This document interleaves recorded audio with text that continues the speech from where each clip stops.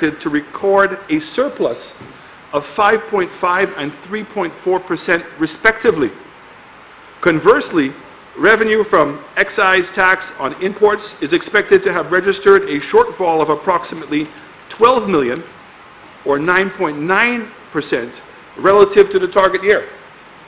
But this performance is attributed to the adjustments in the policy of applying a fixed rate of $4 per gallon on fuel, as well as a reduction in the number of imported vehicles. So the fact is that when the global price of fuel went up, Mr. Speaker, my government's policy was not to allow the price at the pump to go up. And this resulted in us collecting a lesser excise tax than we would have if we had kept the $4 in its entirety, which would have then caused the price at the pump to have gone up. Overall, receipts from taxes are estimated to register a 5.17% increase, equivalent to 54.12 million above the target for fiscal year. The estimated outturn for receipts from non-tax sources is 69.26 million, representing an increase of 10.1% over the approved estimates. The improvement in revenue outcome for the non-tax category is largely as a result of higher than anticipated receipts from motor vehicle and driver licenses. If I review the expenditure, Mr. Speaker, and before I move on to the expenditure performance, I'd like to inform honourable members that as a result of the new chart of accounts developed by the Accountant General's Department, some recasting of prior expenditures were necessary to facilitate proper comparisons to be made. The changes entailed the reclassification of expenditure not directly related to the acquisition or construction of assets, for example, tourism, marketing and promotion, to be recorded as a recurrent expenditure. As a consequence, recurrent expenditure figures have increased while capital has been decreased by a commensurate amount. So the reclassification was really taking it from being recurrent, from a capital expenditure, to now making it a recurrent expenditure. Moving on to the expenditure performance, Mr. Speaker, although we budgeted 1.487 billion for the fiscal year 2018 and 2019, preliminary figures suggest the outturn is likely to be in the region of 1.411 billion, reflecting a reduction of 76.03 million relative to the approved estimates. The anticipated reduction is a result of lower than program outlays on both the recurrent as well as the capital budgets. While the operating budget for 2018-2019 was projected at 1.31 billion, actual expenditure for the 11-month period ending February 28, 2019 indicates that the outturn is likely to be in the region of 1.268 billion, equivalent to a reduction of 42.35 million, or 2.8% below the original budget. The main contributor of the expected reduction in the lower than programmed expenditure on wages and salaries, interest payments, and principal repayments. This level of recurrent expenditure represents a marginal increase of 1.1% over the fiscal year 2017-2018. We speak specifically about wages and salaries, Mr. Speaker. Compared to the approved expenditure on wages and salaries for fiscal year 2018-2019, the outturn is expected to remain well below the approved budget as a result of the attrition and delayed recruitment of staff in a number of departments. Based on the current trend, the outturn of this category of expenditure is projected at 503.92 million, which translates to a 3.98% shortfall when compared to the approved estimates for the current year, but a 9.1% increase over the outturn of 2017 and 2018. All government departments have contributed to this shortfall, with the exception of the Department of Health, where it is projected to exceed its budget by 6%. The increases have been primarily as a result of the commencement of some services at the OKEU hospital and seasonal employment to avoid the disruption of services in the other key health facilities, such as the Victoria Hospital and the mental wellness facility. Debt servicing, Mr. Speaker. I'm pleased to report that interest payments have so far remained below the programmed amount, but are expected to register an increase of approximately 10.9% compared to the outturn of fiscal year 2017-2018. At $171.2 million, interest payments are projected to be $8.9 million or 4.9% lower than the approved estimates for the period under review. The underperformance is primarily a result of the combination of lower disbursements from loans as well as continuing efforts to substitute more expensive debt for lower interest-bearing instruments. Additionally, a greater portion of the new debt instruments was raised in the latter half of the year, resulting in lower interest payments compared to the projection for the fiscal year 2018-2019. Part of the debt strategy to mitigate risk in the debt portfolio was the establishment of the infamous sinking fund. To date, it has accumulated $21 million.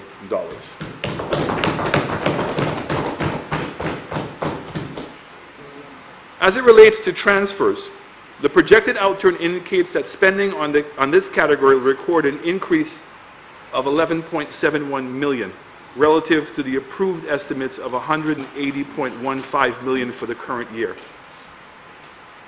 The projected outturn is primarily influenced by the increased support provided to the number of statutory corporations, for example, the St. Lucia Fish Marketing Corporation, the St. Lucia Marketing Board, the Sir Arthur Lewis Community College, the St. Jude Hospital, and Castries City Council.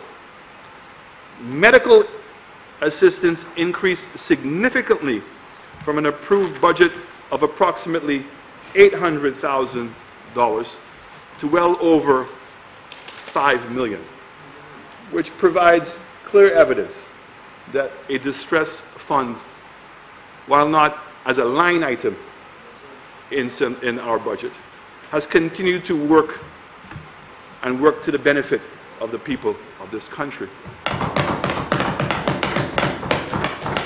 On the other hand, public assistance and subsidies are expected to remain broadly in line with the 2018 and 2019 approved estimates.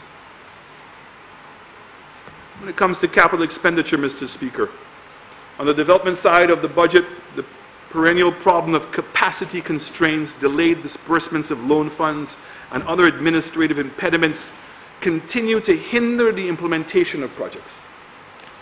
I must hasten to add, Mr. Speaker, that this is a worrisome trend, which my administration intends to address in 2019-2020 fiscal year. I will elaborate on these measures in my statement of government policies for the appropriation bill.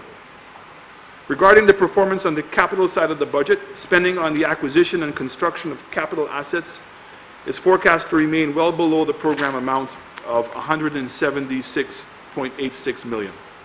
Based on the expenditure trend over the 11-month period ending February 28, 2019, the outturn for this category of expenditure is expected to be $33.67 million below the approved estimates. The projected outturn also represents a 9.22% decrease relative to the actual performance in 2017-2018. Some projects impacted by the issues alluded to earlier include the St. Jude Hospital Reconstruction Project, construction of the cul-de-sac bridge, PROUD 3, PROUD Supplementary, National Sites and Services Project, Viewfort and Dennery Water Supply Redevelopment Projects. When it comes to financing, Mr. Speaker, on the issue of financing, a total of $221.7 million was raised to finance expenditure during the fiscal year of 2018 and 2019. Of this amount, 54% 45.2% represents bond financing, while the remainder 45.8% reflects disbursements from loans. 2020 budget proposal. Mr. Speaker, I now turn my attention to the 2019-2020 budget proposal. Mr. Speaker, based on the projected levels of domestic revenue, external grants, and the targeted level of borrowing for the fiscal year for 2019-2020 budget proposes an additional $104 million, or a 7% increase in expenditure over last year's approved budget, to reach a total of $1,591,589,000. Of this amount, recurrent expenditure is estimated at $1,344,871,500, and a capital expenditure at $246,717,500. At this proposed level, the budget targets a primary deficit of 0.1% of GDP and an overall deficit of 3.5% of GDP. Mr. Speaker, I'd like to point out to the honourable members that although this budget forecast a widening of the deficit compared to the outturn for 2018 and 2019, the expenditures are critically necessary if we are to deliver the services demanded by the public at large. Mr. Speaker, in order to fund these expenditures in 2019 and 2020, budget forecast a modest increase of $43.93 million in total revenues and grants over the preliminary outturn for 2018 and 2019. Total resources for the year is projected at $1.248 billion, comprising domestic resources, current and capital revenue of $1.196 billion, and external grants of $49.07 million. Grant receipts will contribute an additional $7.76 million compared to 2018-2019 projected outturn, but falls short of the revised estimates of 2017-2018 outturn. This development is not surprising, as a number of grant-funded projects were completed during the last 2 years. Moreover, we have been very conservative in our projection for grants, taking into consideration the delays that are often experienced before disbursements. Mr. Speaker, recurrent revenue growth is estimated at 3.2% and is expected to yield a sum of $1,207,479,800 for the fiscal year 2019 and 2020. At this level, inflows from recurrent revenue are projected to increase by $37.8 million relative to the projected outturn of 2018-2019.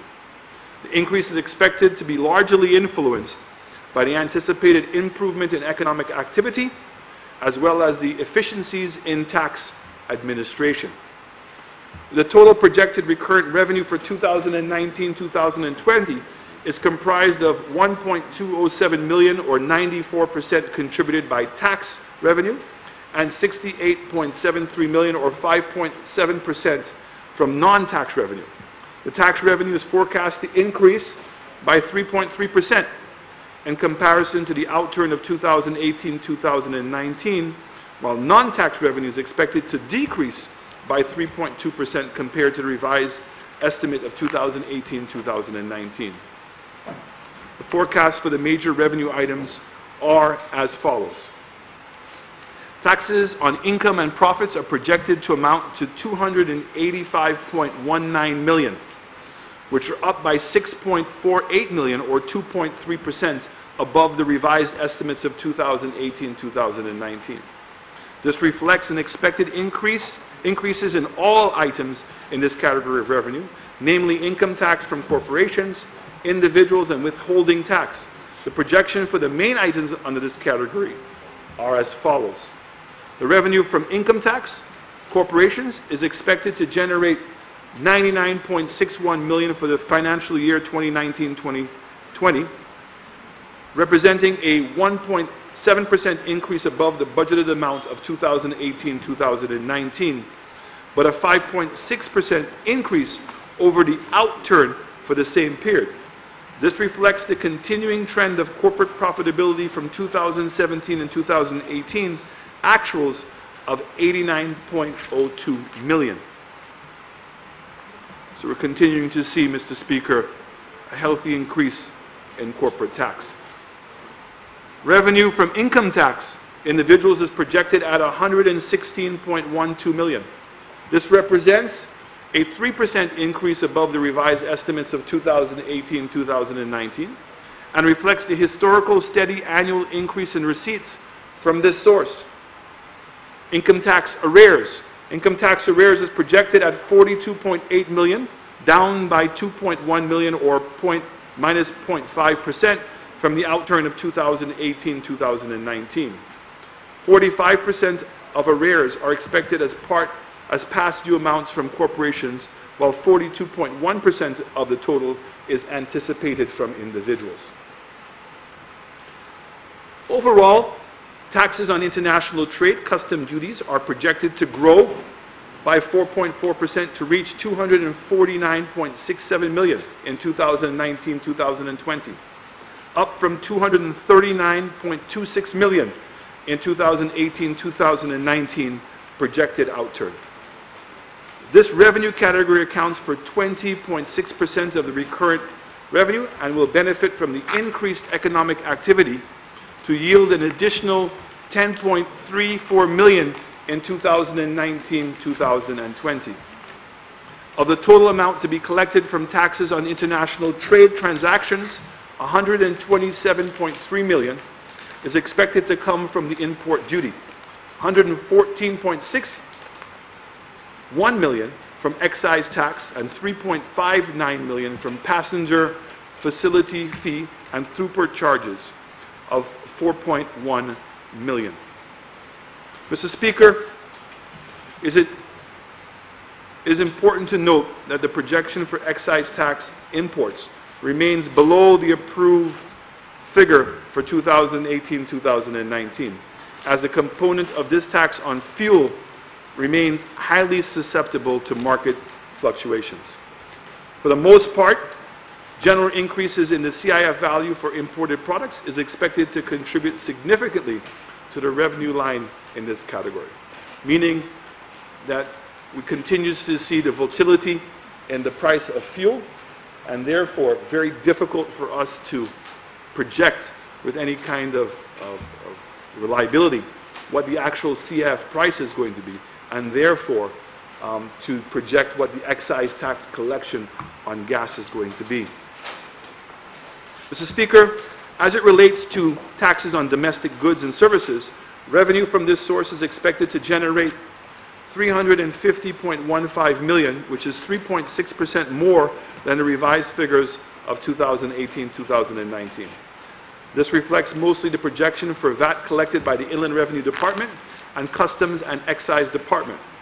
Value-added tax is expected to generate $345.14 million, which is $1.2 million below the actual collections for the fiscal year 2015 and 2016. Very significant number. In essence, what this is saying, Mr. Speaker, is that even though that we reduce the VAT rate by 2.5%, as we speak today, we're only collecting $1.2 million less, sorry, 5.01 million less than we would if in fact the VAT was 15%. And for those mathematicians in our room, it certainly suggests if the rate of taxation was lower, it means the volume of purchasing must have been higher. Receipts from items classified as taxes on use of goods and permissions include service charge, airport service charge, and a variety of license fees. Revenue from this source is projected to generate a total of $193.15 million, reflecting a 1.4% increase over the revised estimates from the previous financial year.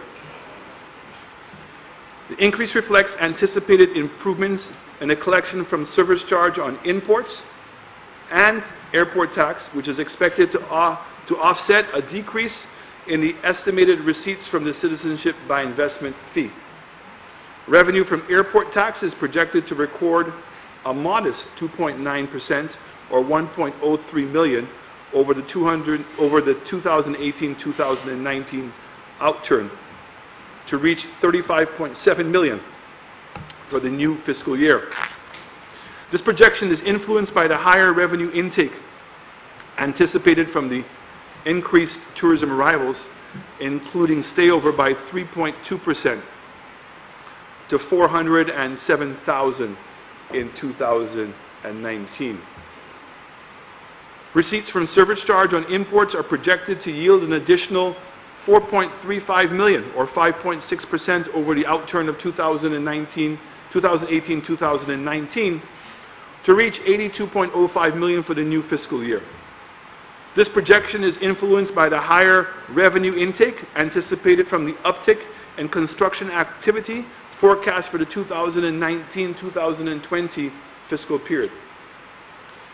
Mr. Speaker, citizenship by investment receipts are the second largest item under the taxes on the use of goods and permissions category, and are expecting to amount to $65.4 million. This figure is 1.2% below the revised estimates of 2018-2019 of $66.37 million, which was the largest amount collected under the CIP since its introduction. Mr. Speaker, as you will see later on, these receipts have been applied to fund some projects, as well as to settle debt principal repayments as they became due.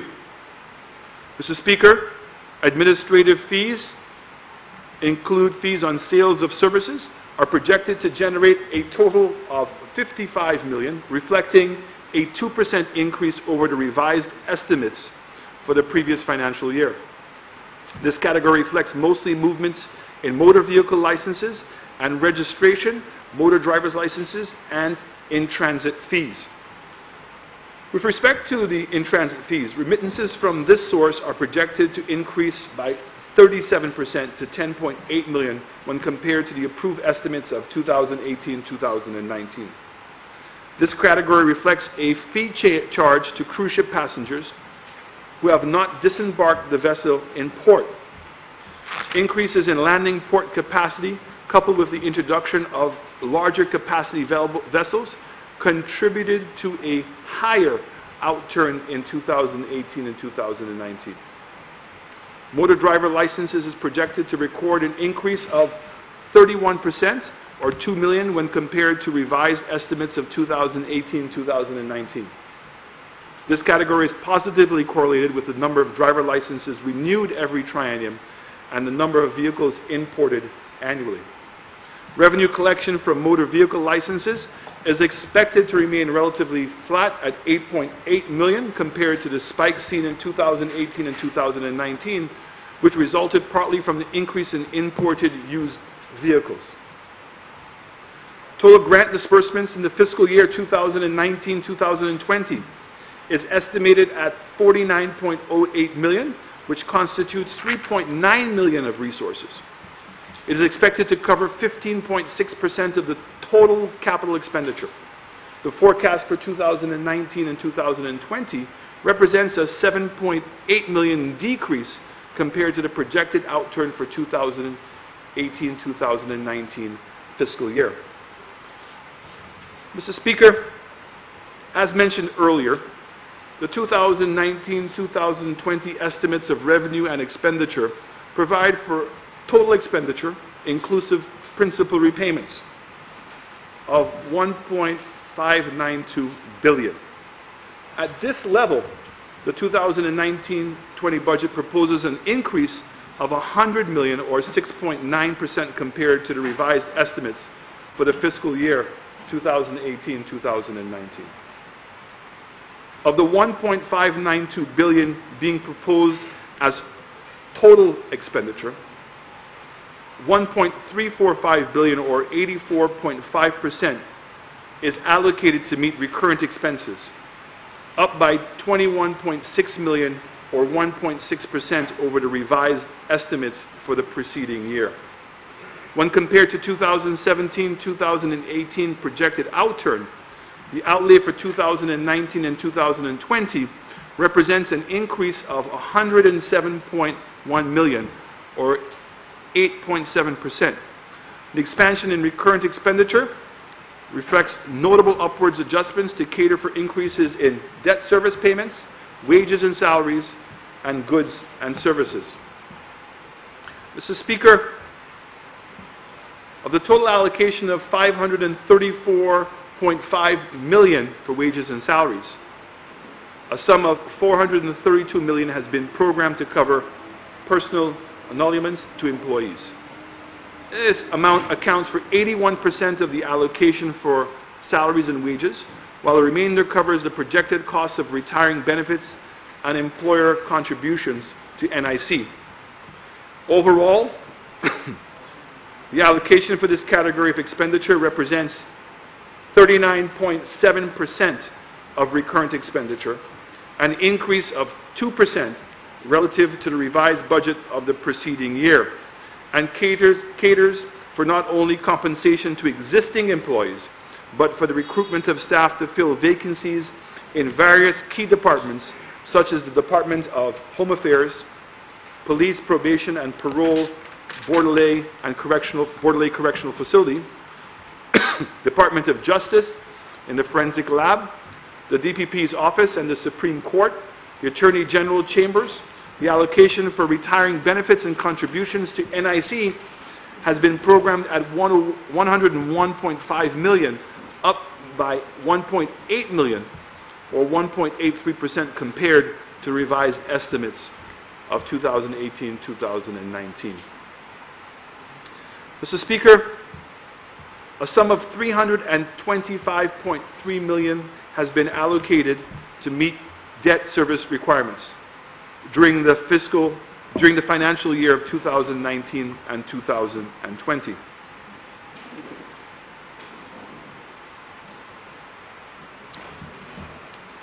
This amount comprises of interest payments of $182.3 million and a principal repayment of $142.96 million.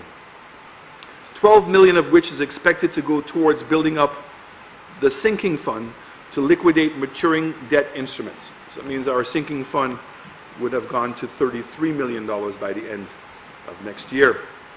The debt service projection represents an increase of $13.4 million, or 4.3% relative to the 2018-2019 revised estimates, and account for 24.2% of budgeted recurrent expenditure for 2019-2020 fiscal period. The principal repayment and sinking fund contributions are forecast to increase by $9.54 million in anticipation of the amortization of existing loans and new bonds to be issued. Of the $130.96 million allocated for principal repayments, $83.1 million is for externally contracted debt, and with the remainder $47.7 million programmed to cover the amortization of domestic debt. Interest provision has been increased by $4.1 million compared to 2018-2019. Revised estimates as expenditure is expected to increase based on new debt contracted during the fiscal year 2018 and 2019, as well as the borrowing requirement for 2019-2020. Of the total amount allocated for interest payments, 83.3%, or $151.53 million, is to service interest costs on T-bills, Treasury notes, and bonds. With respect to the transfer payments, the government is proposing to allocate a sum of $178.2 million, representing a reduction of 1.6%, or $3 million, below the revised estimates for 2018 and 2019. The reduction is primarily as a result of the reduced subvention to the St. Lucia Tourism Authority, which was previously shown as a capital item, but is now reclassified as a recurrent expenditure. Additionally, a number of one-off payments to statutory organizations and medical assistance to individuals have been excluded from the 2019-2020 budget provision. Despite these adjustments, it is worth noting that an additional sum of $2 million has been allocated to the creative industries to augment the budget for the St. Lucia Events Corporation and the Cultural Development Foundation. Mr. Speaker, a sum of $295.7 million, excluding funds of $11.26 million, has been allocated under the goods and services category to cover the cost of essential supplies, rental, utility maintenance, and other services required for the operation of government departments. The budgeted amount represents a decrease of 3.1% or $9.4 million compared to the revised estimates for the preceding year. The decreased allocation is primarily attributed to, among other things, a reduction in the provision made for project consultancies, reduced by $12 million. Project-related training, stationery, supplies and materials in operation and maintenance, reduced by $4.7 million. Mr. Speaker, the reductions in stationery, supplies and material and operating maintenance reflect the shift in the provision for road maintenance to the rehabilitation and reconstruction of roads project in the capital budget. A slight increase of $3.4 million in the provision for rental has been factored into the budget to cover the cost of relocation of some offices experience various occupational health and safety offices experiencing various occupational health and safety issues in their current locations. Further, the provision for insurance has been increased to cater for additional coverage under the catastrophic risk insurance facility. A contingency provision of $10 million has been included to cater for unforeseen and urgent expenditures arising as a result of natural disasters, epidemics, contingent liabilities, etc. A contingency provision of $10 million has been included to cater for unforeseen and urgent expenditures. Mr. Speaker, the proposed budget for the statutory expenditure for the financial year 2019 and 2020 is $415.5 million. This amount represents 30.9% of the total recurrent budget and caters for public debt service requirements, pensions, gratuities, and salaries and allowances for holders of offices specified in Section 82 of the St. Lucia Constitution. These offices include the Governor General, members of the Public Service Commission, members of the Teaching Service Commission, members of the Public Service Board of Appeal, the Director of Public Prosecutions, the Director of Audit, the Parliamentary Commissioner, the Deputy Parliamentary Commissioner, and the Chief Elections Officer. Mr. Speaker, with respect to the development expenditure, my government has allocated the sum of $300.6 million towards funding projects in the new fiscal year. It is important to note that capital expenditure constitutes $246.7 million of this sum, while the remaining $53.9 million is projected expenses which has been reclassified in 2019-2020 fiscal year as recurrent expenditure rather than capital. The proposed capital budgets represents a $70 million or 39.6% increase relative to last year's fiscal year's approved capital estimates. However, the proposed sum of $306 million allocated towards project expenditure in 2019-2020 represents a $15.9 million or 6% increase over the approved budget of 2018-2019. Of the $246.7 million allocated to the capital program in the upcoming fiscal year, $47.2 million is funded from the local resources, and $199.5 million is funded from external sources. The proposed capital budget represents $82.4 million, or 50.2% increase relative to last year's revised estimates. Mr. Speaker, the bulk of my government's capital allocation is geared towards improvements in the agricultural production, infrastructural development, sports infrastructure, health, and education. Of the total capital budget of the amount of $79.8 million, or 32.3% of the total development budget, is proposed for the allocation to the Department of Infrastructure, Ports and Energy, which will cater for ongoing roads, bridges, and maintenance rehabilitation projects.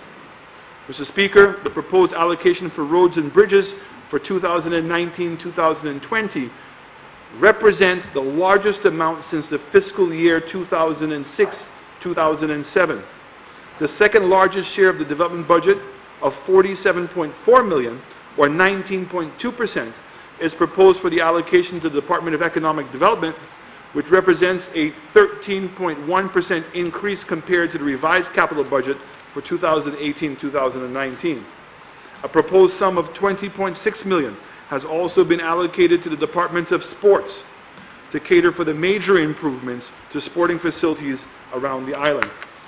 Mr. Speaker, my government has also allocated $7.8 million in additional resources to continue ongoing projects under the Department of Agriculture, which includes the water supply redevelopment projects in Vieux Fort and Dennery, the fiscal deficit and resource gap, Mr. Speaker. To support the expenditures that I have highlighted, the government expects to raise a total of $1.207 billion in domestic revenues. Of the $1.207 billion in domestic revenues, approximately $34.9 million has been earmarked to fund project capital expenditures as follows. Shared Services Platform, the National Vital Records Management System, $2,045,000. The Dennery Water Supply Redevelopment, $1,992,111. Vieux Fort Water Supply Redevelopment, $500,046. Banana Productivity, $1,799,472. Bridges and Culverts, $4 million. Road Improvement and Maintenance Program Phase 4 of the OECC, $627,000. Beanfield Comprehensive Secondary School, construction of new block, $2,354,917. The new National Hospital commissioning, $1,520,000. New National Hospital construction, $922,832. Retrofitting works of the OKEU inpatient services, $5,973,920. St. Jude Hospital reconstruction, $5 million. DVRP, $1,505,838. Support to the Sir Arthur Lewis Community College equipment, $500,000. Support to the new marketing entity, $830,000. Computerization of land registry, $335,700. T. Rocher Miku Road rehabilitation, $5,840,998. Non-project capital expenditure, purchase of equipment for Sir Arthur Lewis Community College is another $500,000. Domestic revenues will be complemented by grants totaling $49.1 million from the following donors. Republic of China, Taiwan, $22.2 million. The Japanese International Cooperation Agency, $10.4 million. Caribbean Development Bank, $4.5 million. UNEP, $3.9 million. UK CIF, $1.6 million, and others amounting to $6.5 million. Based on the forecast revenues and grants, a finance gap of $332 million is projected. Of the $332 million required, 35% is expected to be financed from external loan disbursements from the following sources: the Caribbean Development Bank, 30 million, World Bank IDA, 18.3 million, Republic of China Taiwan Exim Bank, 54.5 million. Domestic financing requirement amounts to 213.11 million, or 64%, which is expected to be sourced by means of treasury bills, notes, and bonds. In conclusion, Mr. Speaker, I would like to express my sincere gratitude to all the stakeholders who have assisted in shaping the strategic orientation and budgetary allocations of 2019 and 2020. And I look forward to a successful execution of our upcoming biennium. I thank you.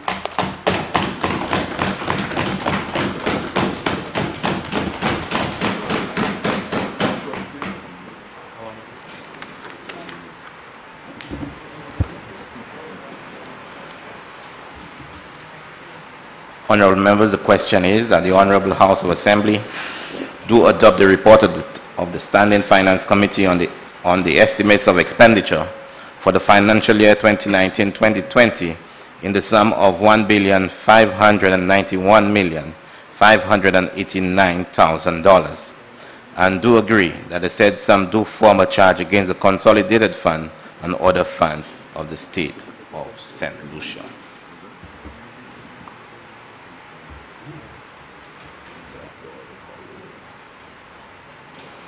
Honourable Leader of the Opposition.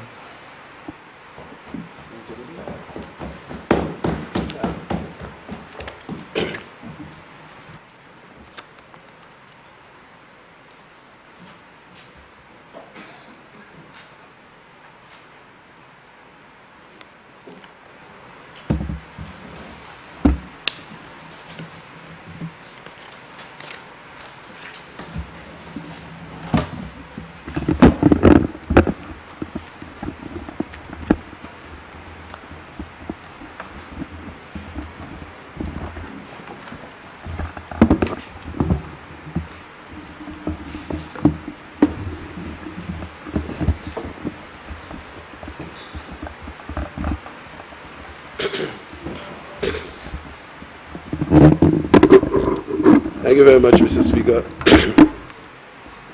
Mr. Speaker, the tabling of these estimates must be viewed from its impact on the local population. Have the money spent in the last fiscal year, 2018-2019, improved the lives of most St. Lucians?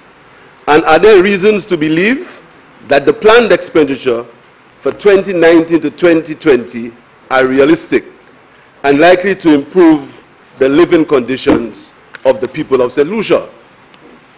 Mr. Speaker, the management of the St. Lucian economy must be done in an environment of fairness and inclusion, and with a level of fiscal responsibility, so that our young people are not burdened with the debts that we are undertaking today. Mr. Speaker, our procurement rules are designed to meet the requirements of fairness and inclusion, so that the people of St. Lucia can get value for money from all government expenditure. But what has been the experience to date? We have been seeing an unprecedented number of government contracts awarded without contractors being invited to tender. The government, in a show of contempt for good governance and accountability, are awarding multi-million-dollar contracts to friends, to family, and to foreigners. It is no wonder that the vast majority of St. Lucians are worse off with a worsening healthcare system, which government ministers and their families avoid, for instead they seek overseas healthcare. Relatively high fuel prices and rising food prices at the supermarkets, as evidenced in the increase in consumer prices as stated in the Social and Economic Review. This is the real story on the ground in St. Lucia. This is particularly hard for St. Lucians to stomach when large sums of government money are being wasted on harebrained projects like DSH and on fines and penalties incurred by government on account of poor management. Mr. Speaker, this is the context in which I will examine these estimates, and not with the yellow eyes of this government, which seek to distract the people of St. Lucia, believing it is clever politics. Mr. Speaker, it is not clever politics. It's harmful and disrespectful to the well-being of the people whom they were elected to serve. Mr. Speaker, the effects of bypassing the tendering process are there to see. According to the estimates on page 23, $18 million was spent by the Ministry of Economic Development in the last fiscal year on the George Odlum Stadium. Page 523 of the estimates, of which $15 million was on the building. As we speak, despite the massive expenditure, parts of the stadium still have no roof, and the environment in the stadium shows flies taking over the facility, making it uncomfortable for the health workers.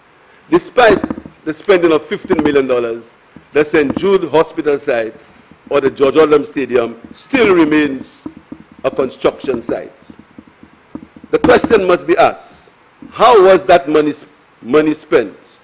Who will account for the $18 million of taxpayers' funds that was spent on the George Odlum Stadium, as shown in the estimates, page 523?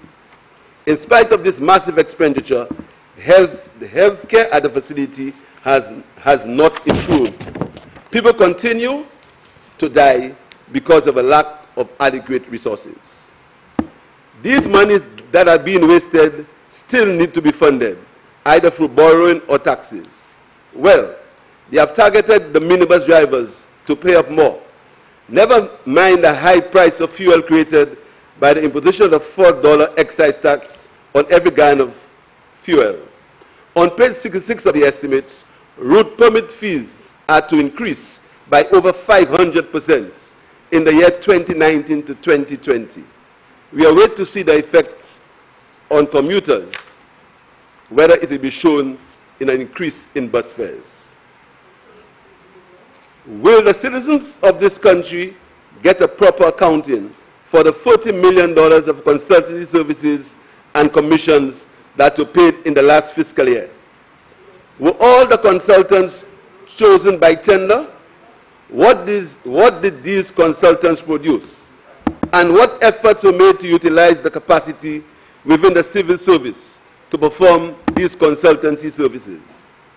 Will the $47.4 million of capital expenditure allocated to the Ministry of Economic Development follow the customary path of direct awards to closely connected contractors to the government? These are the questions that need to be answered if we are to determine whether the plans for 2019 and 2020 are no different from last year's preferential arrangements for the granting of contracts. Mr. Speaker, it is proposed that there will be $246.7 million for capital expenditure in the 2019-2020 budget. But there is little hope for many contractors looking for work. So, Mr. Speaker, you can understand, with so much money to be spent on capital projects, and why are so many contractors unlikely to benefit because of the policy of awarding direct awards? Another abuse of the rules, only because the procurement rules provided for a small window of direct awards for emergency situations. This government insists that all major capital projects have to be awarded by direct awards, and many of them to a favored contractor. I leave it to the people to decide on the character of those entrusted to run the affairs of this country. Mr. Speaker, the people of St. Lucia are convinced that the direct awards of these major contracts are unfair and open to corruption, nepotism, and wastage. Mr. Speaker, let me turn to an analysis of the budget summary as presented by the Prime Minister in the estimates. The government will make much of an increase in overall revenue collected of $49 million over last year. A closer analysis of the figure indicates that the revenue increase under the CIP program was significant, from a projected 29 million to 66 million, a difference of $47 million. There was also a significant increase of over $20.1 million in current transfers. The Social and Economic Review indicates that this increase was due, and I quote, to a payment to settle a legal matter with a CIP developer. However, the amount paid to that CIP developer was not disclosed and has never been disclosed in either the estimates or in the Social and Economic Review. In the interest of accountability, the exact figure paid needs to be disclosed, since the Prime Minister has openly accepted blame for the failure of this project.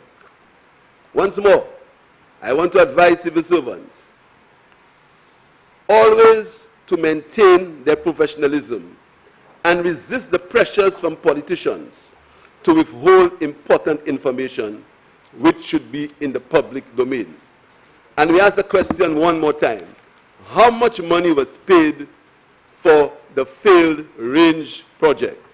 How much money did the government pay to the developer for the failed range project?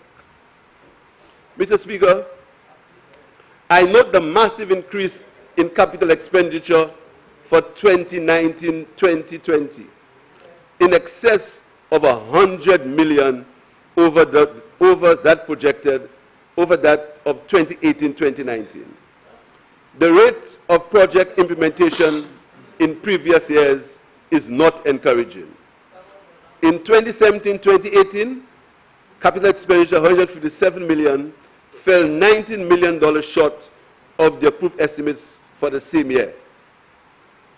In 2018-2019, capital expenditure of $143 million will again fall short by $43 million of the approved estimates for the same year.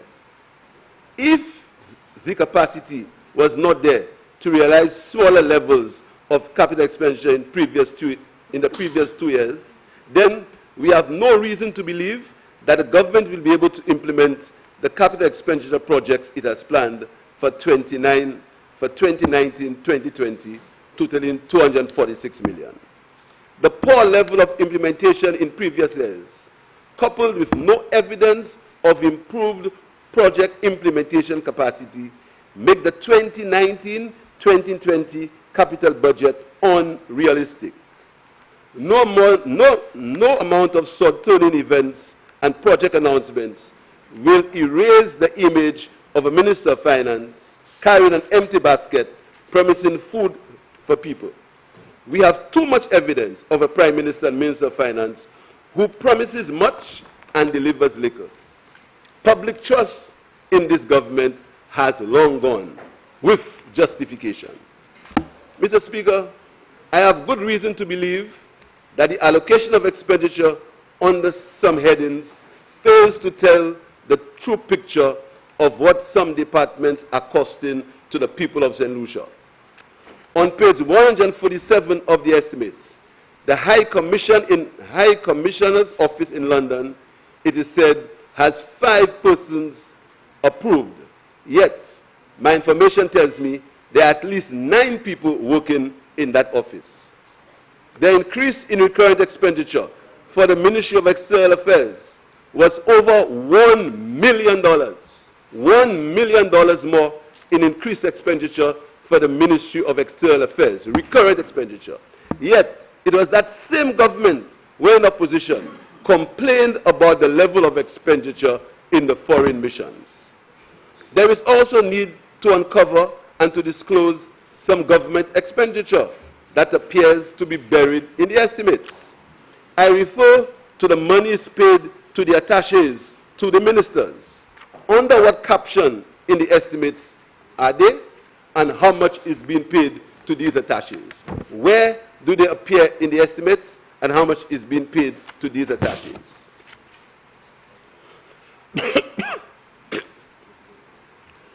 We note the increase in transfers of $18 million.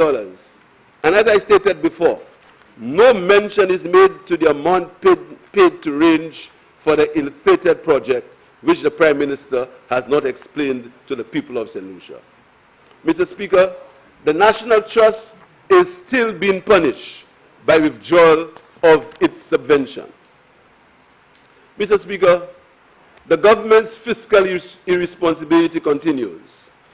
All significant financial indicators are expected to decline this year. Signs are that the Minister of Finance is getting desperate to get the economy moving, having wasted almost 3 years, disrupting projects he inherited from the last administration, and seeking ways to reward his friends, family, and foreigners.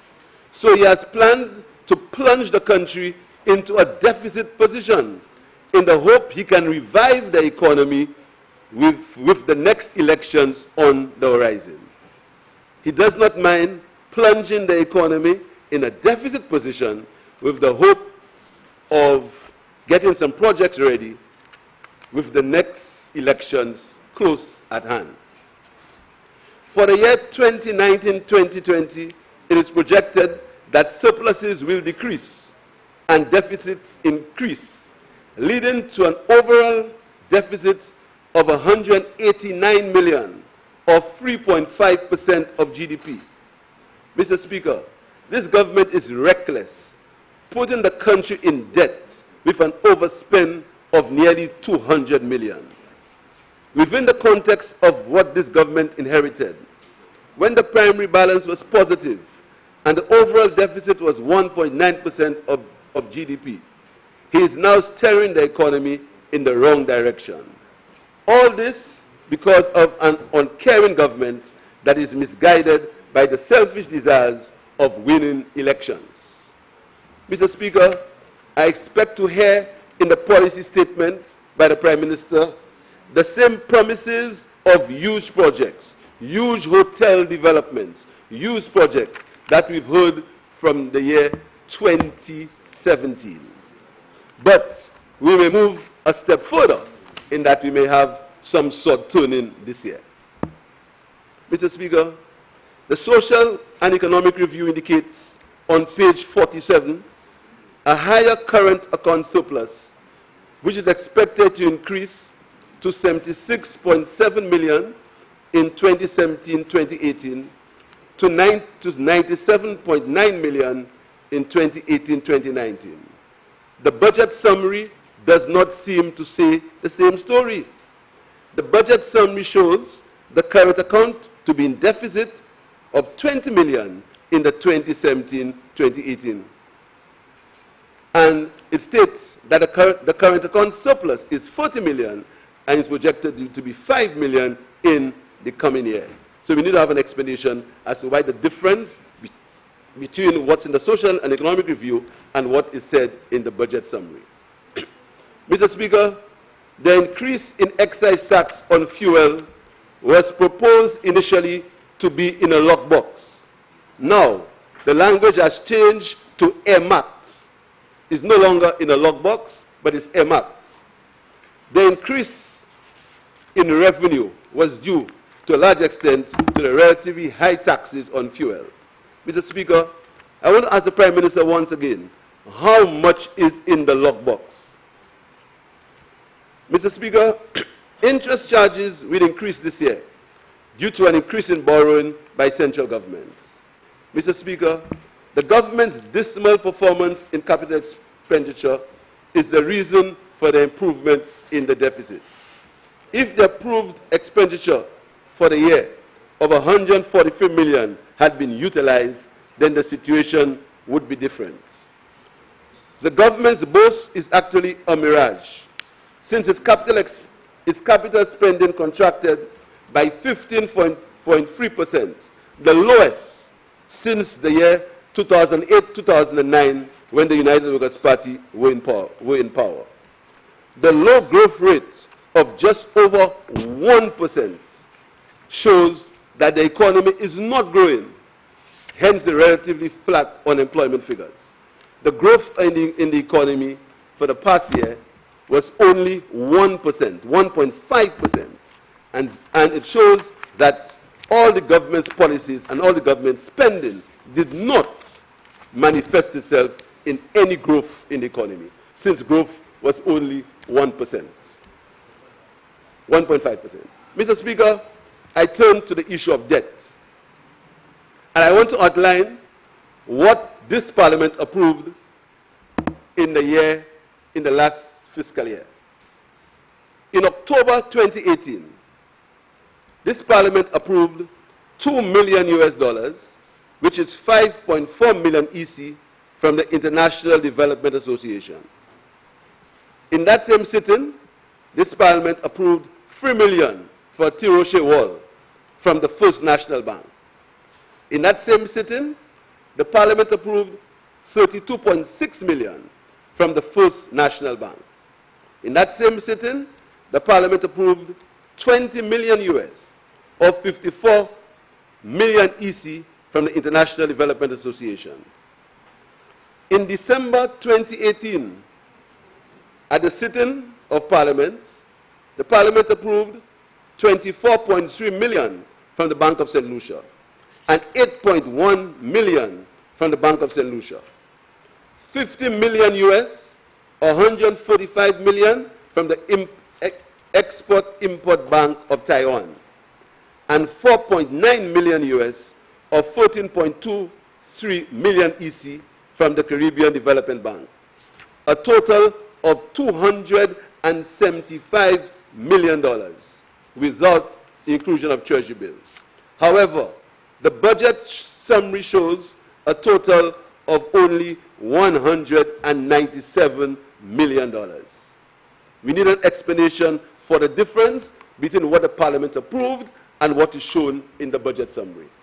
There also is evidence, Mr. Speaker, that in the budget summary, it is said that only $39 million was sourced from local banks. But if you look at just the borrowing in October was $45 million, and if you go to the borrowing in December, which was $32 million from local banks, it shows that it has been more than the $30 million shown in the budget summary for borrowing from local banks. We need an explanation, Mr. Speaker, for why the approvals given in Parliament do not reflect in the budget summary. Mr. Speaker, the total national debt is $3.3 billion.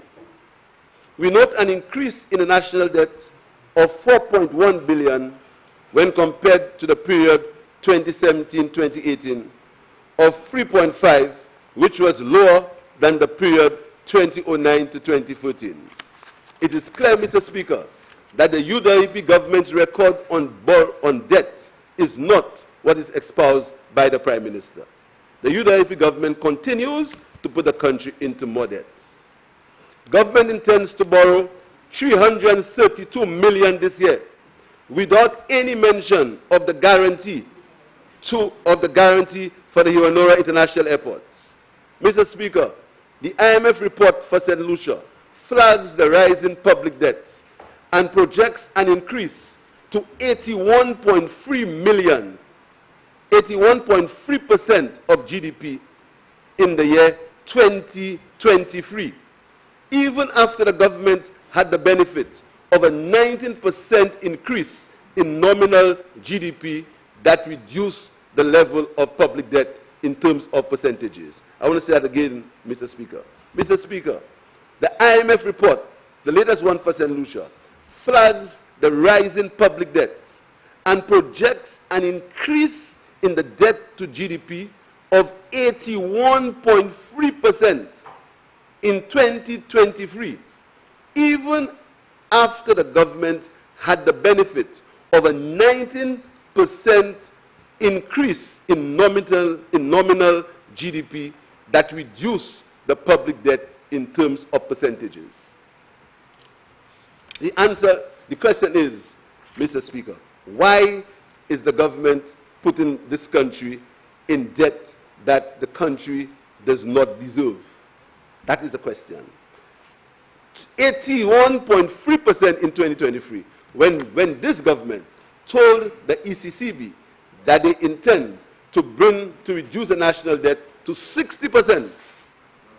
To 60%, I think, by the year 2025 or something of that nature. But then the IMF says that it's going to be 81.3% in 2023, according to the IMF. That is reckless financial management, Mr. Speaker.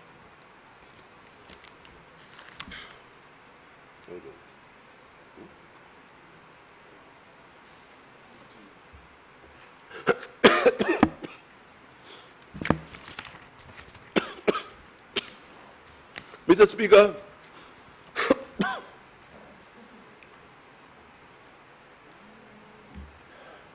Mr. Speaker, the Social and Economic Review on page 8 states that the initial estimates of growth in 2018-2019 was only 1.5%, as compared to 2016-2017, which the growth rate was 3.3%.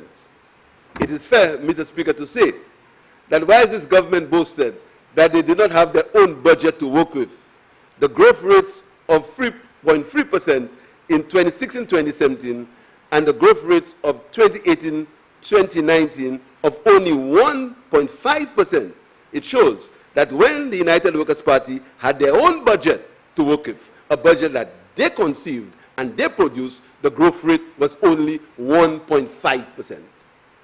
So whereas they complained that they could not deal with our budget, they couldn't make the changes for the year of, there was a year of, this year is a year of implementation, then there was a year of there were several years called. But they only, in their year, when they had full management of the economy, the only rate of growth that this government, that boasts all the time of performance, the only rate, the rate of growth was only 1.5%. Only 1.5%. Only 1.5%, Mr. Speaker. The rate of growth under the United Workers' Party government that boasts, that will boast, was only 1.5%. But, Mr. Speaker, it is significant that there was a 20.2% decline in construction activity in 2018, which clearly shows that there have been little construction projects initiated by this government in 2018. And private sector confidence appears to be weak, even if the Social and Economic Review mentions private sector construction as part of the construction profile of this government. The policy of direct awards and its limited reach also accounts for the decline in that sector. The increase in revenue, Mr. Speaker, does not manifest itself in the overall performance of the economy. Growth of 1.5% was flat. The projected growth in the year 2019-2020 is based on an increase in borrowing and an unrealistic expansion in capital expenditure. Mr. Speaker, if there was any a case of the numbers not telling the story on the ground, these estimates are it. They do not tell the hardship of the majority of solutions. They do not tell the hardship of people who cannot source health care because the government refuses to complete St. Jude Hospital. They do not tell the hardship of the people when they go to the emergency room at Victoria Hospital, have to spend hours because the doctors and nurses are overburdened. They do not tell the hardship of heart patients who have had to stay in a wheelchair because there were no beds available at the Victoria Hospital. These figures do not tell the hardship, Mr. Speaker. And there are good reasons why the people of St. Lucia will have no confidence in what is going to be said by the government in this estimates debates. Because the people of St. Lucia are convinced that if the word of contracts, if only in the word of contracts, there is no transparency, and there's no accountability because this government insists in awarding contracts by direct awards. They insist. And in spite of all the complaints from the public, this government insists that contracts will be awarded by direct award. And I want to ask Mr. Speaker, who the work that's happening now at the St. Jude Hospital, who is the contractor and how was that contract awarded? Were the people of St. Lucia given an opportunity, or were the contractors of St. Lucia given an opportunity to tender? So the people of St. Lucia, the taxpayers of St. Lucia, the young people of St. Lucia who will be called upon to pay these loans will have a fair chance in that the contractor that was chosen was the contractor who bidded the lowest price. How do the people of St. Lucia know that in that massive capital expenditure that is planned by this government, that they will have value for money, in that several contractors will be allowed to tender so that the best price and the best value can be incurred to the people of St. Lucia? So, Mr. Speaker, the details beneath these numbers is important. And why are so many citizens not experiencing what little growth there may be? If you go to the streets, Mr. Speaker, and you ask the people of St. Lucia, you ask them, has the government policy impacted on their lives? Are they having a better life? Are things improving for them? Are they feeling that the government is more transparent or more accountable? Are they feeling that their health care is improving? If you ask them, Mr. Speaker, are they feeling that they are more secure? Are they feeling more secure after the Prime Minister promised to deal with the security issues? If you ask the majority of people in St. Lucia, with all the expenses that this government is incurring for national security, are they feeling more secure in St. Lucia today? I'm sure the answer will be no. Mr. Speaker, the answer for the exclusion of so many St. Lucians from whatever benefits the economy may have experienced is due to the hurtful economic policies and the lack of transparency and the vindictiveness of this government. This government, Mr. Speaker, in their policies, in the execution of the capital expenditure, have insisted, and I will say it again, in direct awards. Only recently, we heard of another direct award for the improvement in the hospital, another direct award. That, for the market, that talk of improvement in the market has been going on for over a year. Why couldn't this government tender for the work of the improvement in the market? It wasn't something, it was not an emergency. It wasn't something that had to happen right away. It's over a year there has been that talk about improvement in the market. But no, you must do it by direct award. We have to ask ourselves the question. And that question, Mr. Speaker, is not for me, you know. I've said so before. All of us in this honorable house, sometime we'll be out. It's the people of St. Lucia, the young people of St. Lucia, who will be called upon to pay these debts. Not us. We're going to be out, even though some of us believe that this thing belongs to us and we are kings. We not Stevenson King. We are not, Mr. Speaker. We act as if we are kings and this thing belongs to us and we can do whatever we want and say whatever we want and arrogantly dismiss people when they raise queries. The question is not we are not the ones who are going to be paying for that. It's the young people of St. Lucia who are going to be paying for this largesse and this lack of inclusion and lack of transparency in the affairs of the people of St. Lucia. Mr. Speaker, I want to deal with my constituency. I haven't done so in depth for a while, but I want to deal with my constituency, Mr. Speaker, because there are some hopefuls who seem to be upping the ante. But Mr. Speaker, as has happened before, same old story, same old plan, nothing changed, same story. There's not even a change in the modus operandi. But as happened before, as will happen again, the majority will increase by 4 times. Mr. Speaker, I speak of the expenses in the Ministry of Infrastructure. And the Ministry of Infrastructure has been the only ministry that has tried to follow what the minister found. What?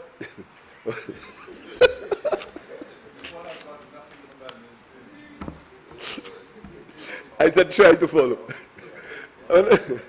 What is that the Ministry of Infrastructure completed the Tamoso Bridge, they completed the Canaries Bridge. But I want to tell the Minister of Infrastructure that there is, no.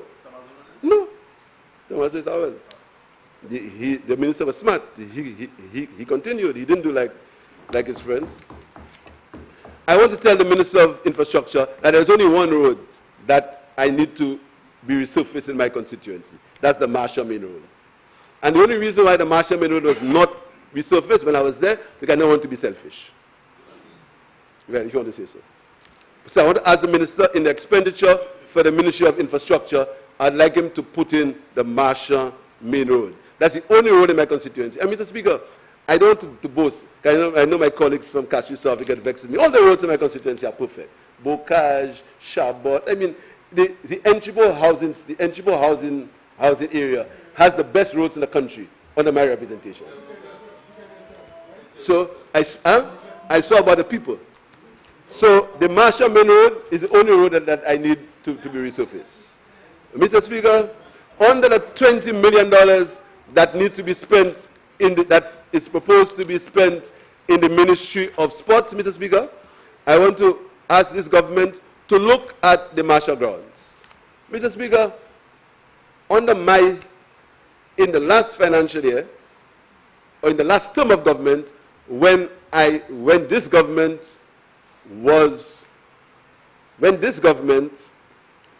looked to share the pie of this country equally, the Marshall grounds, $1 million was spent on the Marshall grounds.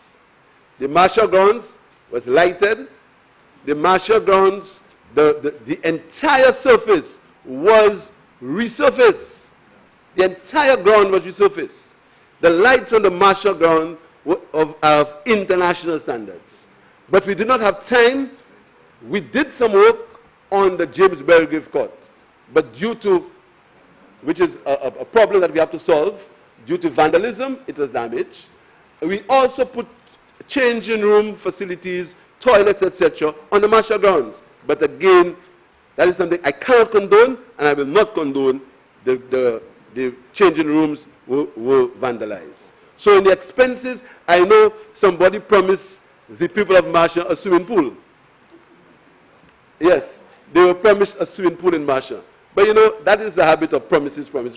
I want to tell the Prime Minister, even though people are making promises of swimming pools, all what I want him to do, all I want the Minister of Sports to do, is to fix the Marshall Grounds Pavilion, re-roof it.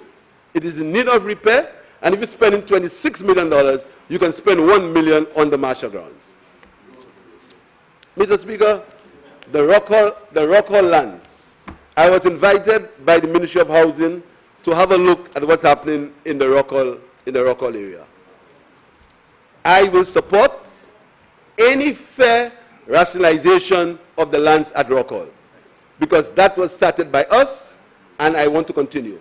I think the people of Rock Hall need to be able to buy the land on which the houses are, and I will support the government in the rationalization of the lands at Rock Hall. But I want to advise the government that the people of Rock Hall only have one representative.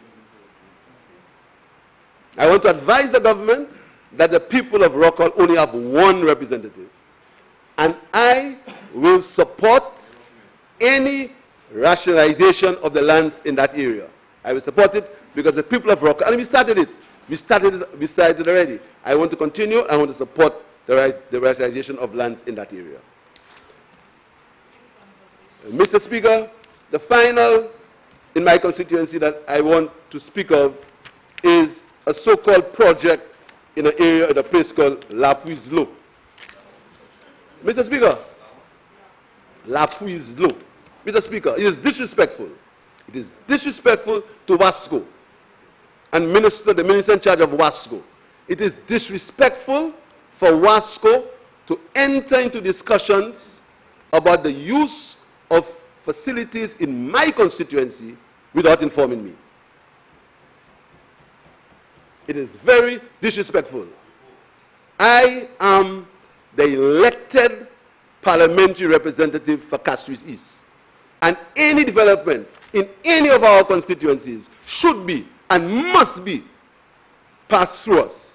So informing me of so-called developments in La Puise-L'Eau based on discussions that with someone who has no legitimacy to get to be involved in these projects is disrespectful. And I want to tell the minister in charge of WASCO to tell WASCO they must have some respect for the parliamentary representative of Castries East. If not, you don't seem to understand what I'm saying, so I'm not saying anything. All I'm saying is that that is disrespect, Mr. Speaker, and each one of us feel the same way about ministers, about the government coming to our constituencies and executing projects or trying to execute projects without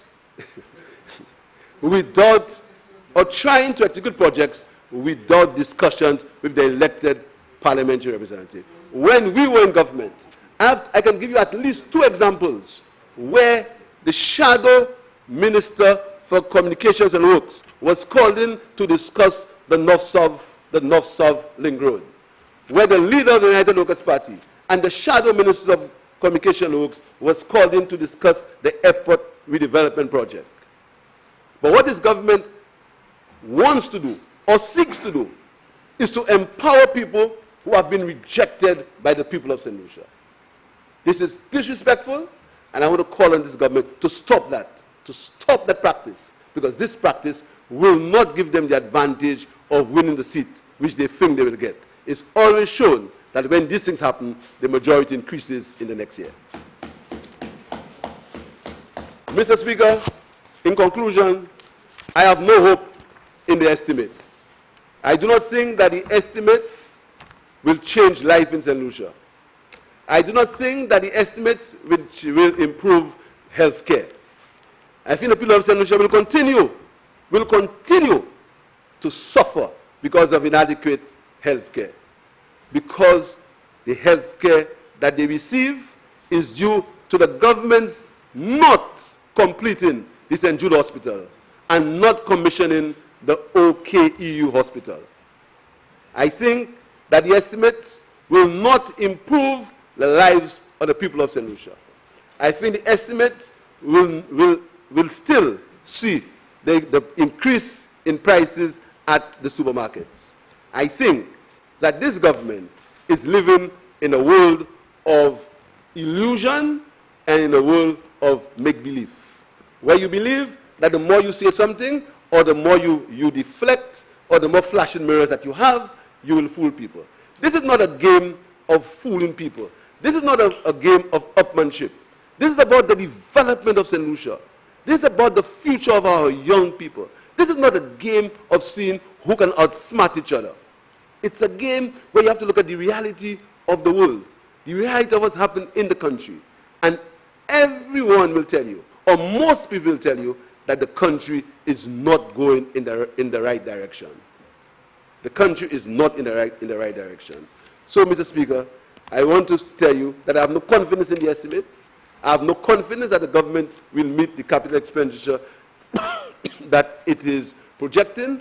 And in the final analysis, St. Lucians will only see a government that is scrambling because they have failed to initiate some well-founded projects that they got.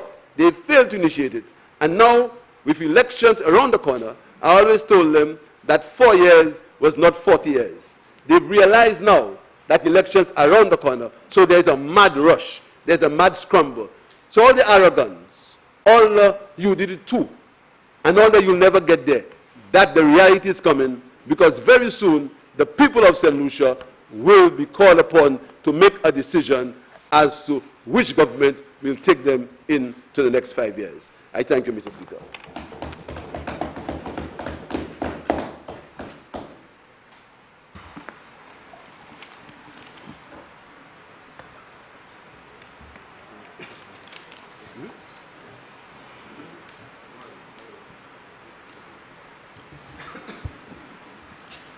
Minister for Equity, Social Justice, Local Government and Empowerment, and Member for Grocery.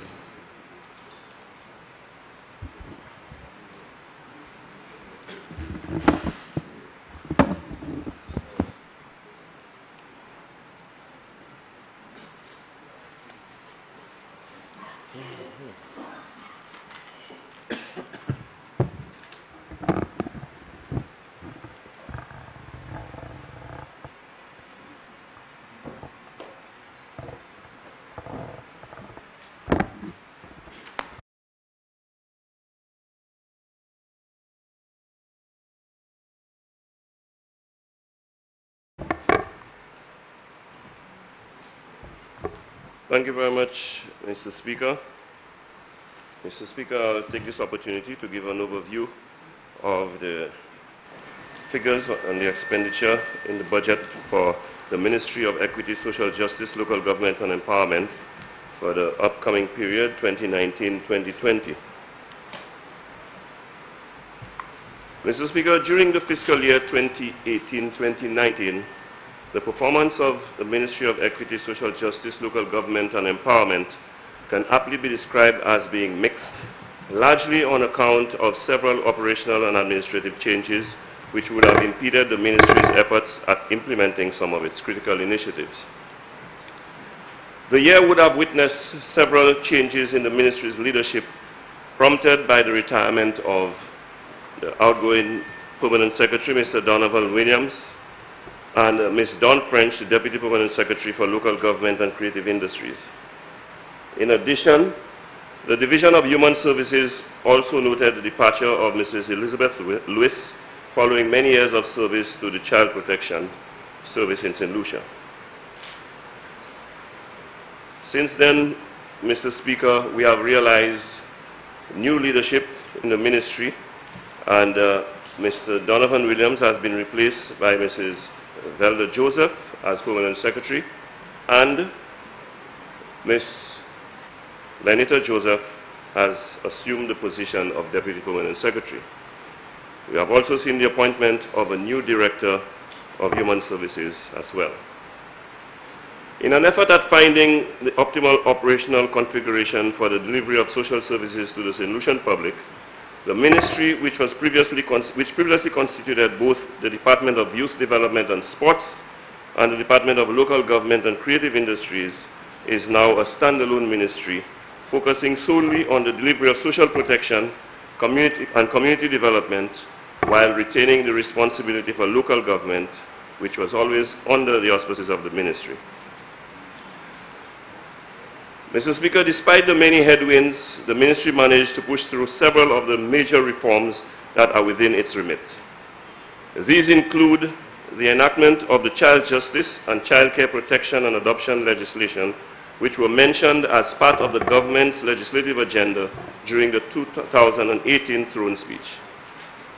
In addition, the ministry, in collaboration with the Caribbean Development Bank, CDB, launched the St. Lucia Youth Empowerment Project, YEP, which is geared at mitigating the risk factors that trigger criminal and antisocial behavior among the St. Lucian youth. Further, during 2018, the ministry continued to provide leadership to the USAID and Organization of Eastern Caribbean States Commission of St. Lucian Juvenile Justice Reform Project, while supporting the Community, Youth and Family Resilience CFYR project. Moreover, Mr. Speaker, in 2018, with assistance of the OECS Statistical Development Unit and the Caribbean Development Bank, the country witnessed the completion of St. Lucia's National Report on Living Conditions, which provides the most up-to-date country poverty assessment statistics for St. Lucia. Other developments include the launch of a UNICEF-funded Adolescent Wellbeing and Equity Report, which is the first of its kind in the entire Caribbean. Mr. Speaker, with all of these challenges, we were nonetheless able to implement some of our program with some difficulty, I must admit, but nonetheless with a measure of success. For the upcoming period, Mr. Speaker, I would like to take a look at the various projects and programs of my ministry and to indicate the allocations or the proposed allocations for the upcoming year 2019-2020. Mr. Speaker, I'll begin with the Community After School program, which last year we saw an allocation of $340,000 for that program, and we had an expenditure of $340,000. This year we are seeing a proposal for an increase in the allocation for that program of $403,000, an increase of about $63,000. Mr. Speaker, the Social Safety Net Reform Project is another very important program for our ministry. Very important because this program will go a long way in terms of targeting the people who really require the assistance of the social services that will alleviate their plight and take them out of poverty. And so last year, 2018-2019, there was an allocation of $758,985, but we only saw an expenditure of $158,633.50. And let me just add that we have transferred some of those funds to 2019-2018, the funds that were not utilized. And so in the upcoming period, we are going to have at our disposal some $597,366.50 for spending on that program during 2019-2020. The Country Poverty Assessment, which is also another very important program that will guide the policies and the direction of the ministry. We had an allocation of $150,000 in this last financial year with an expenditure of $150,000. But while no funds were allocated in this year's estimates, Mr. Speaker, I am pleased to say that we will realize some funding coming out of the Youth Empowerment Program for 2019-2020. Mr. Speaker, another very important program that particularly provides assistance and support to the elderly in particular, the bedridden, homebound citizens who are unable to provide for themselves, the home care program, which is under the auspices of the SSDF. We last year had an allocation of $6,491,663, and I'm pleased to say that with the repeated demands and increasing requests by parliamentary representatives and other individuals in the community, we have seen an increase to $7,691,663. Mr. Speaker, a very important program, as I indicated, the Youth Empowerment Project, YEP, which is a program geared towards our youth. We had an allocation of $376,325.27, and we realized an expenditure of $369,377.34. But for this coming year, 2019-2020, we are projecting an allocation of $2,455,600.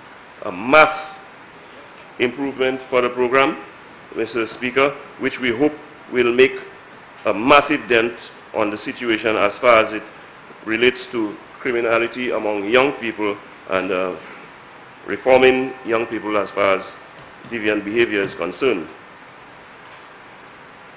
Another program that will see the injection of significant capital for development at the community level is the BNTF 9, that is the Basic Need Trust Fund 9 program. Last year, we had an approved amount of $1,917,000, but only had an allocation of $580,866. The expenditure, however, was a meager $135,600. And I must say, Mr. Speaker, we note that with these programs that is to a great extent controlled by the Caribbean Development Bank, implementation is usually tedious because of all the procedures and processes that accompanies the implementation of projects in this program. However, for 2019-2020, we have a projected amount of $3,465,689, and we are hoping, Mr. Speaker, that we can utilize the bulk of that fund, if not all of it, in the upcoming year. Stimulus, Mr. Speaker, which is used for debushing and beautification at the community level. Last year, we had an approved amount of $2.9 million, but received an allocation of $2.1 million, and we had, however, we had an expenditure of $5 million. You will notice that there is not an allocation for the upcoming year, but it is certainly my hope, and I'm sure the wish and hope of every parliamentary representative, that some extra budgetary allocation will be made for the purpose of continuing this program, as it is very useful not just for the upkeep of our communities, but for provision of short-term employment for our residents. Local government.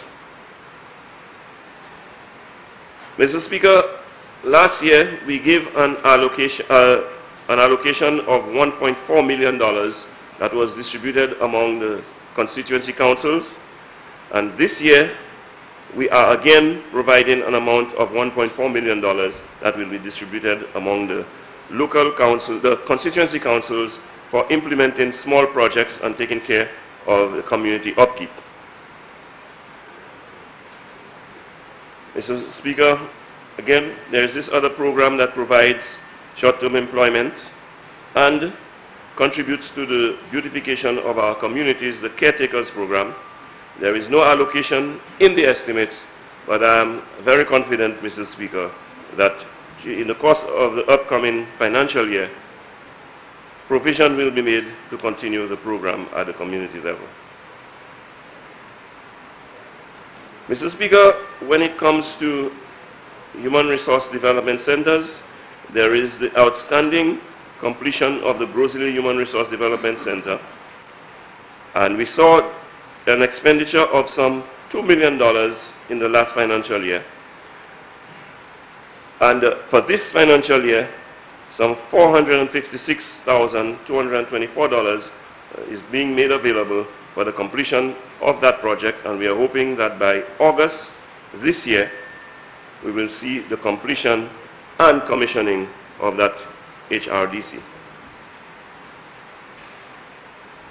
A small amount is being projected for 2019-2020 for the renovation of a Rangers security building, and that will be carried out by the National Conservation Authority, the NCA.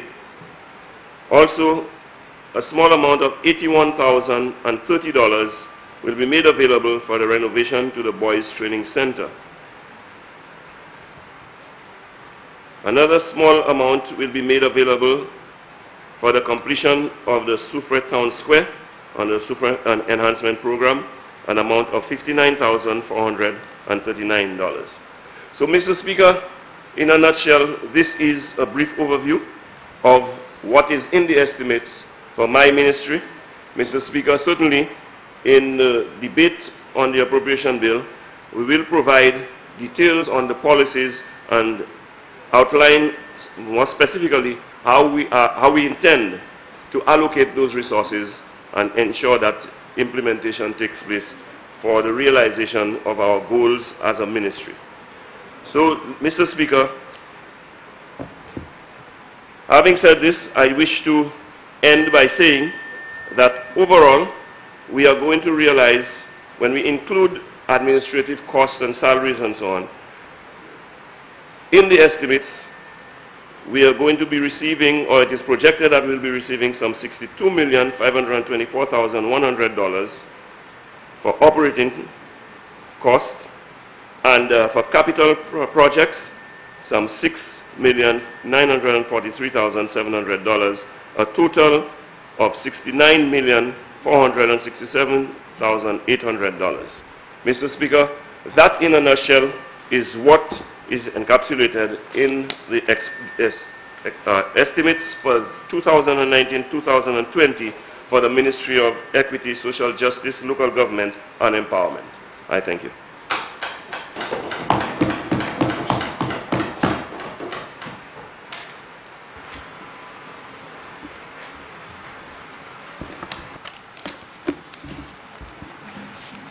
Minister in the Ministry for Finance, Economic Growth, Job Creation, External Affairs, and the Public Service, and Member for Castries Central.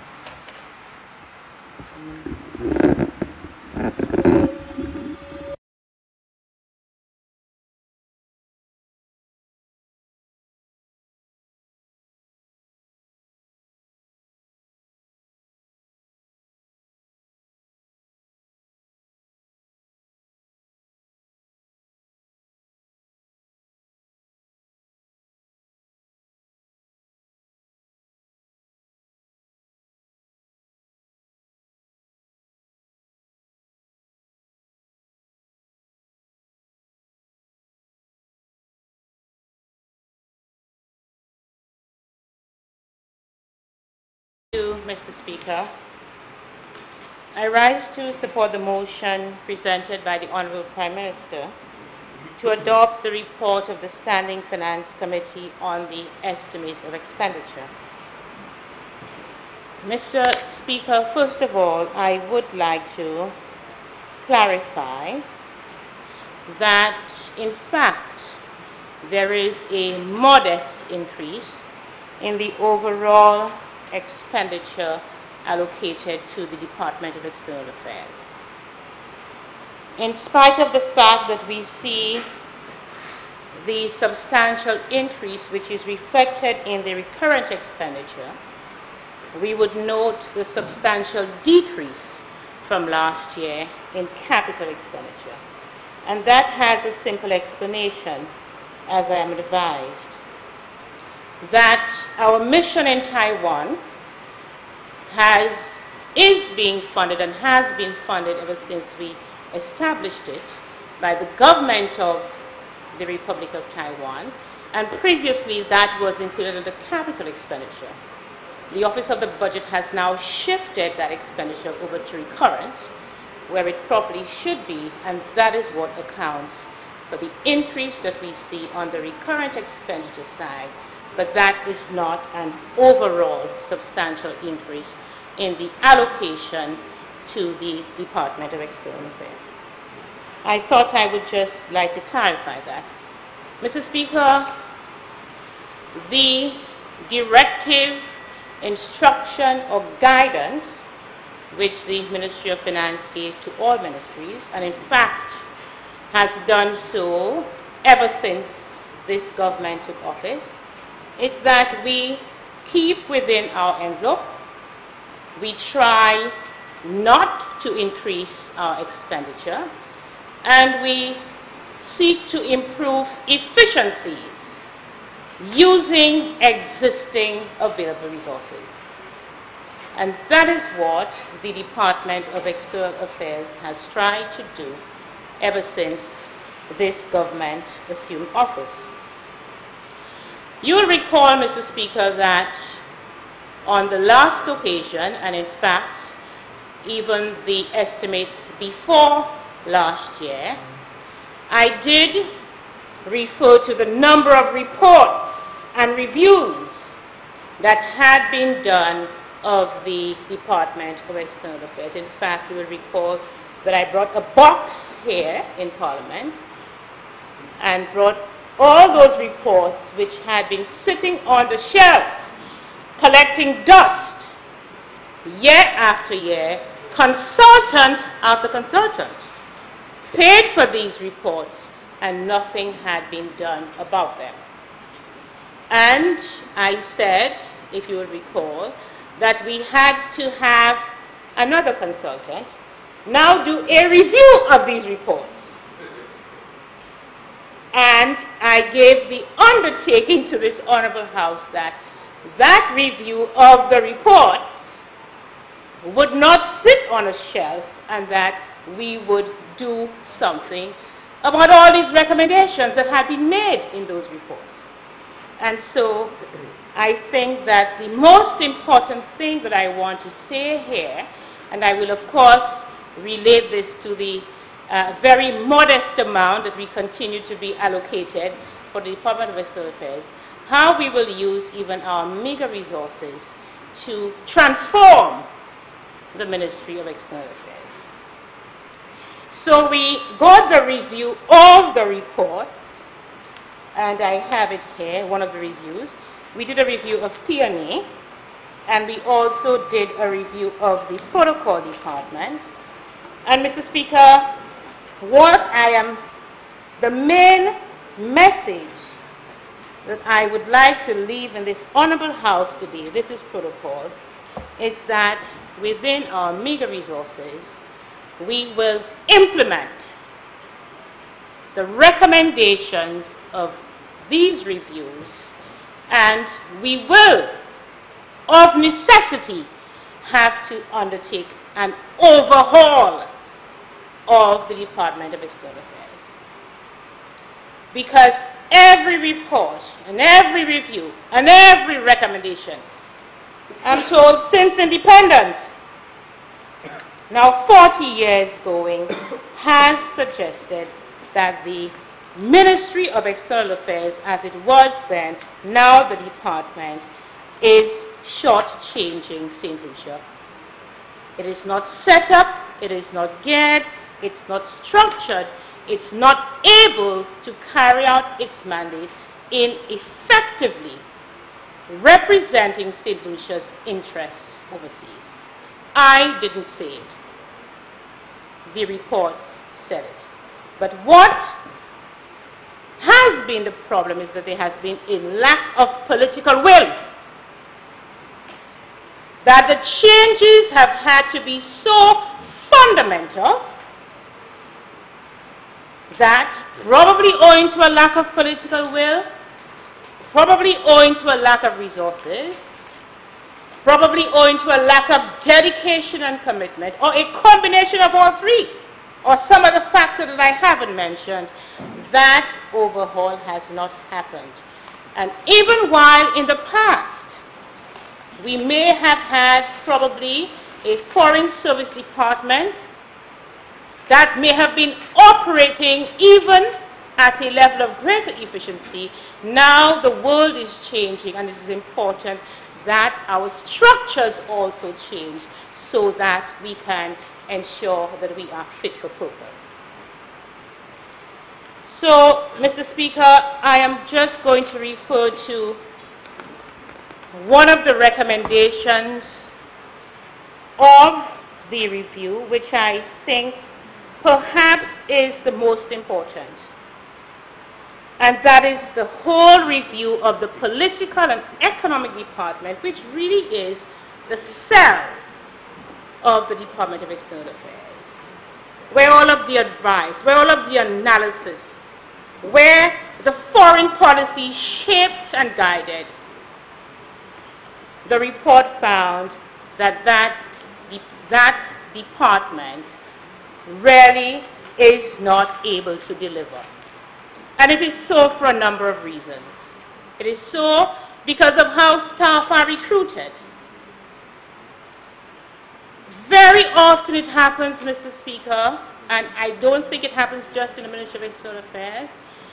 There is an opening for a promotion somewhere. Someone in another department or the ministry recommends his or her friend for a promotion, or somebody who's due a promotion, and the person lands in the protocol department because there is a vacancy there where the person can move up the ladder. Whether or not that person has the attributes suited for the work, whether or not the person has the experience you have, well, they've been around a long time and it's time for a promotion. So the person lands in the department because it's time for a promotion. Someone has been in the service for a long time, has been in a particular role, probably not even maximizing his or her potential in the role. The person is due for retirement and they say, you know, this person has served for so long, they're going on retirement, let's bump them up, put them up a grade higher so they can retire at a higher level. Now, Mr. Speaker, we find that things like that, actions like that, affect not just the Department of External Affairs, but it affects the functioning of the public service as a whole.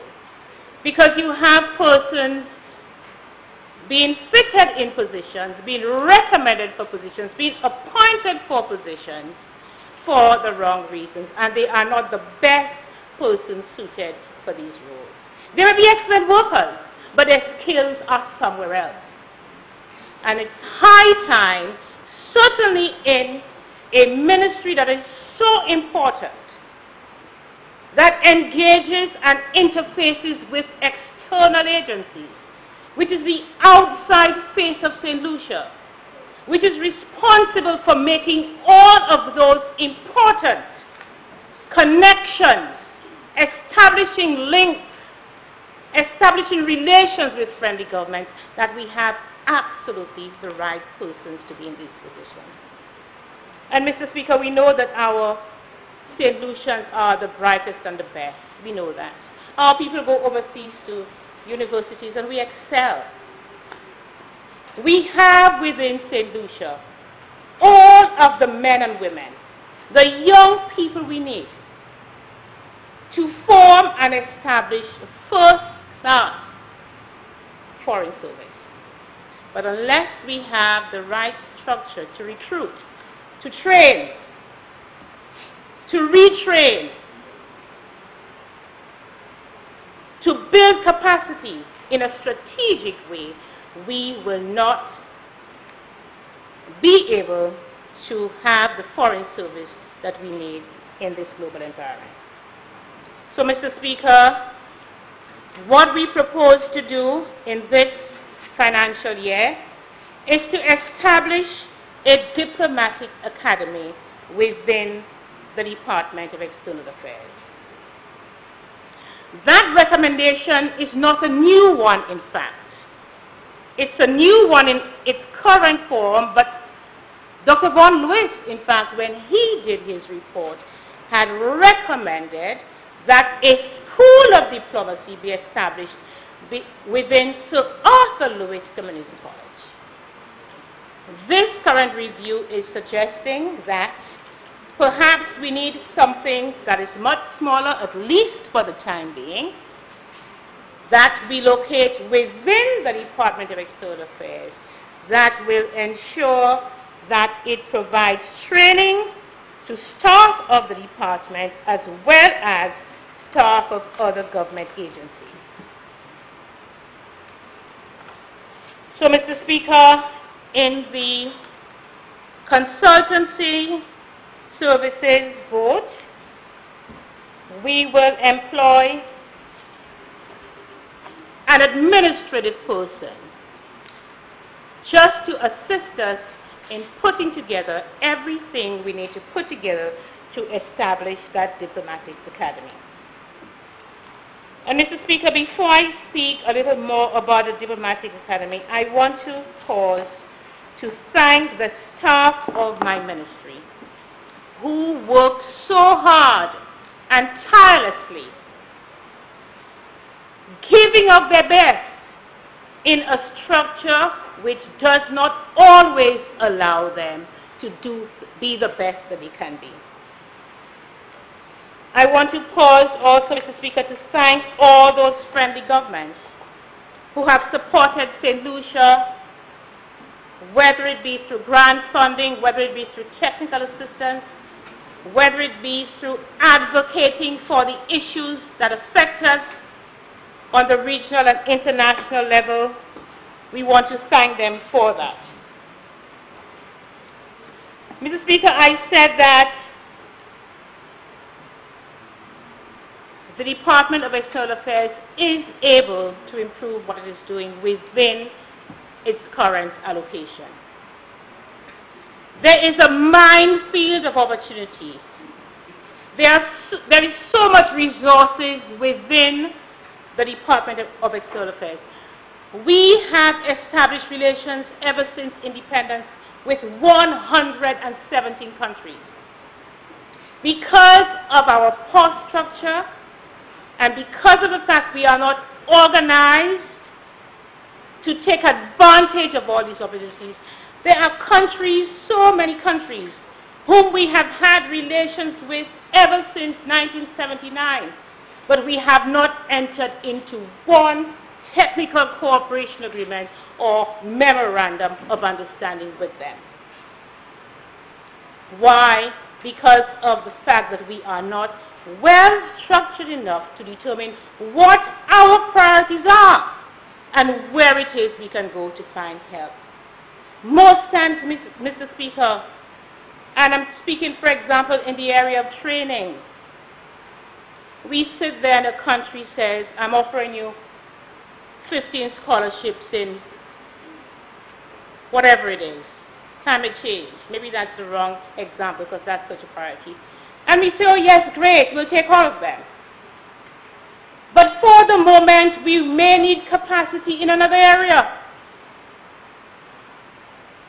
But because we don't have our training down packed, because we have not sat down and mapped over the next 5 years, where do we want to be? What areas do we want to build capacity in? Where are the students in the schools, whether it be in South Louis Community College or even at the St. Joseph's Convent or Leon Hess? Where are those bright students who show an aptitude for a career in diplomacy? How can we identify them from early? Ask those very countries for internships. They would be so happy to afford this to us, and from very early we are already strategically pinpointing and training our next best expert in negotiation who will sit and negotiate, whether it be the post-Cotonou agreements, whatever it is. We have shortchanged ourselves. We have not been doing that. Day in, day out, we have countries calling and asking for our support, whether it be to get their candidates elected on various boards or agencies. And they come to us, and we are, of course, happy to support friendly governments. But they also want to know how they can help us. And sometimes we are not even ready because we have been reacting.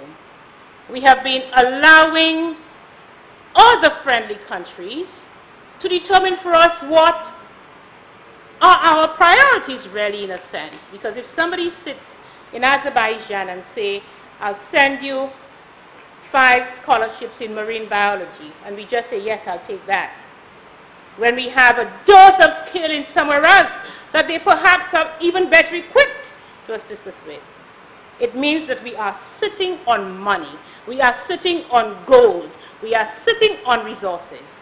And rather than tap into that, we're coming over and over and over again to ask the Minister of Finance to give us more and more resources.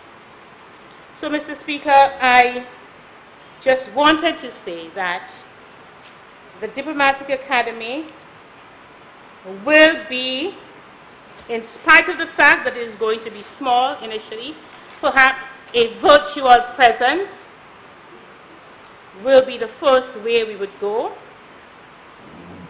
We have, even within the department, Even within our own diplomatic service, some of our heads of missions who are excellent diplomats. Ambassador Edwin Laurent, he's the one who did the review. He's the one who made the recommendations, has served under both administrations, has a wealth of experience.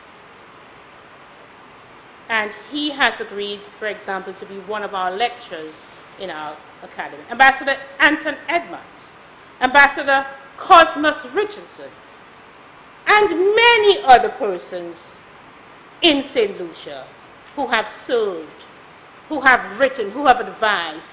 How are we using their expertise and their capacity to build that foreign service that we can all be proud of?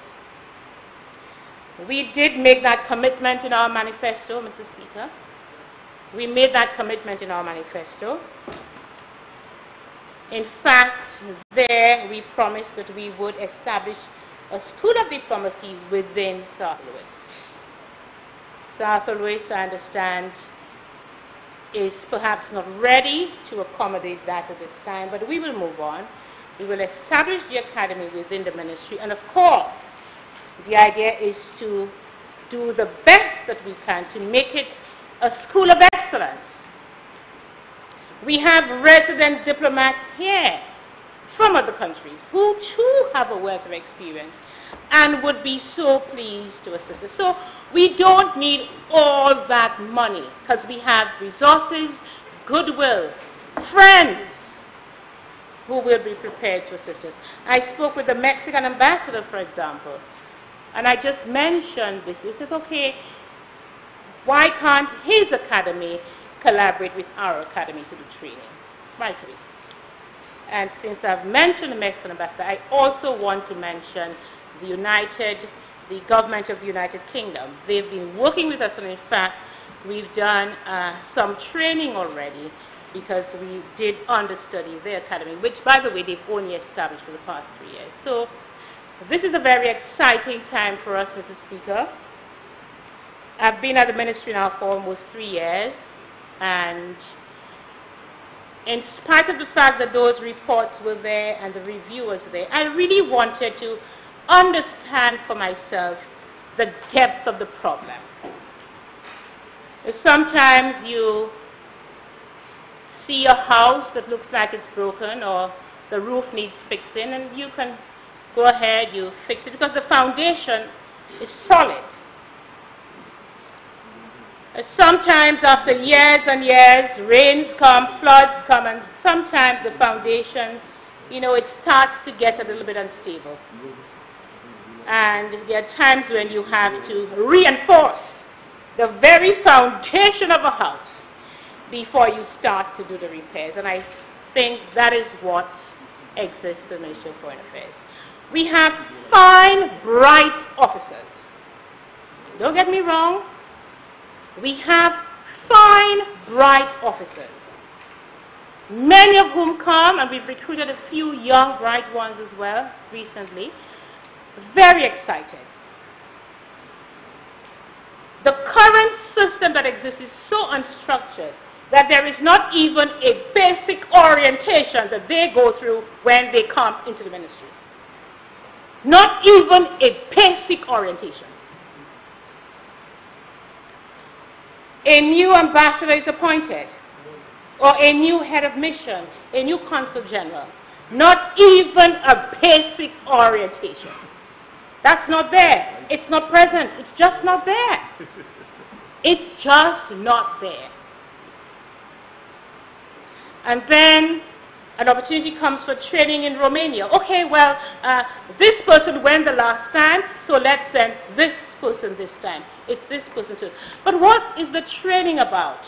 Nobody has even sought to find out what the training is about and who would be the best candidate for the training, regardless of who went the last time. Because the whole idea of the training is that the person is going to be trained to come back to train others, to come back and impart the knowledge that he or she has gleaned. So we will see some structural changes within the ministry itself, because we have, I don't know, Mr. Speaker, if you've ever had the pleasure of visiting the premises of the Ministry of External Affairs. We have quite a lot of space, and we do pay quite a bit in rent, actually. And so I have had a chat with the landlord and indicated to him that we would like him to foot the bill to help us reorganize the space so we can have dedicated space for that academy. So all throughout the day, persons can be trained in all the various courses that we will offer, and I will run through some of the courses for you. And that would not have to disrupt the ordinary functioning of the department. So in collaboration with the heads of missions and our senior staff, we have identified what the academy will do and what are the subjects we will look at to start with, and of course the whole idea that this is a learning process for all of us. We're taking a leap, we're moving forward, and we improve, we assess as we go along. So the academy is an essential tool for helping St. Lucia build its capacity to develop and implement its foreign policy and achieve its strategic aims and objectives. The Academy's target audience will be the staff of and potential recruits to the Department of External Affairs and diplomatic missions and other public servants who work to advance St. Lucia's interests internationally. The Academy will provide lifelong learning and career development and allow for a self-driven, proactive approach to training. When that young foreign service officer, when that young St. Lucian, who has for all his or her life dreamt of a diplomatic career, when he or she walks into the Ministry of Foreign Affairs, External Affairs, he or she must know that there is a path to his professional advancement and development, and it is not left to chance. And he must have the opportunities to take advantage of all these programs to develop himself. It will have linkage to the capacity enhancement agenda and strategy of the Department of External Affairs. It will help to sharpen our diplomatic engagement. It will facilitate continuous career-long investment in skills development and capacity building. It will enable the sharing of expertise in diplomacy. When we set up our virtual learning here, we can have a foreign service officer over in our mission in New York who is an expert, say, in the second committee, sit right there and we have our staff engaging. In this day and age, there is no reason why this should not be done on a continuous basis. And it will lay the foundation for the development of a center of excellence in diplomacy in St. Lucia. Quickly run through the subjects, elements of international relation, and that is broken down into various other components. Tools of diplomacy, negotiations. How do we teach our young diplomats to negotiate? Tough and controversial subjects, lobbying and advocacy, media and public relations, engaging civil society in a host country. Protocol, well, that is another story on its own. I would not dare go into protocol now, but I think everyone here will admit that we need to seriously look at protocol. Now, you will recall that the expert we had to review our protocol department was Mrs. Bernadette Theodore, and this is her report, and she will be one of our lecturers. She's now a senior lecturer at Leeds in the events and management faculty, and she has agreed to be one of our lecturers. A point she made when we had a recent training We brought all of our heads of missions down, and we had a recent training. She said, you know, the protocol thing doesn't just reside with the Ministry of Foreign Affairs.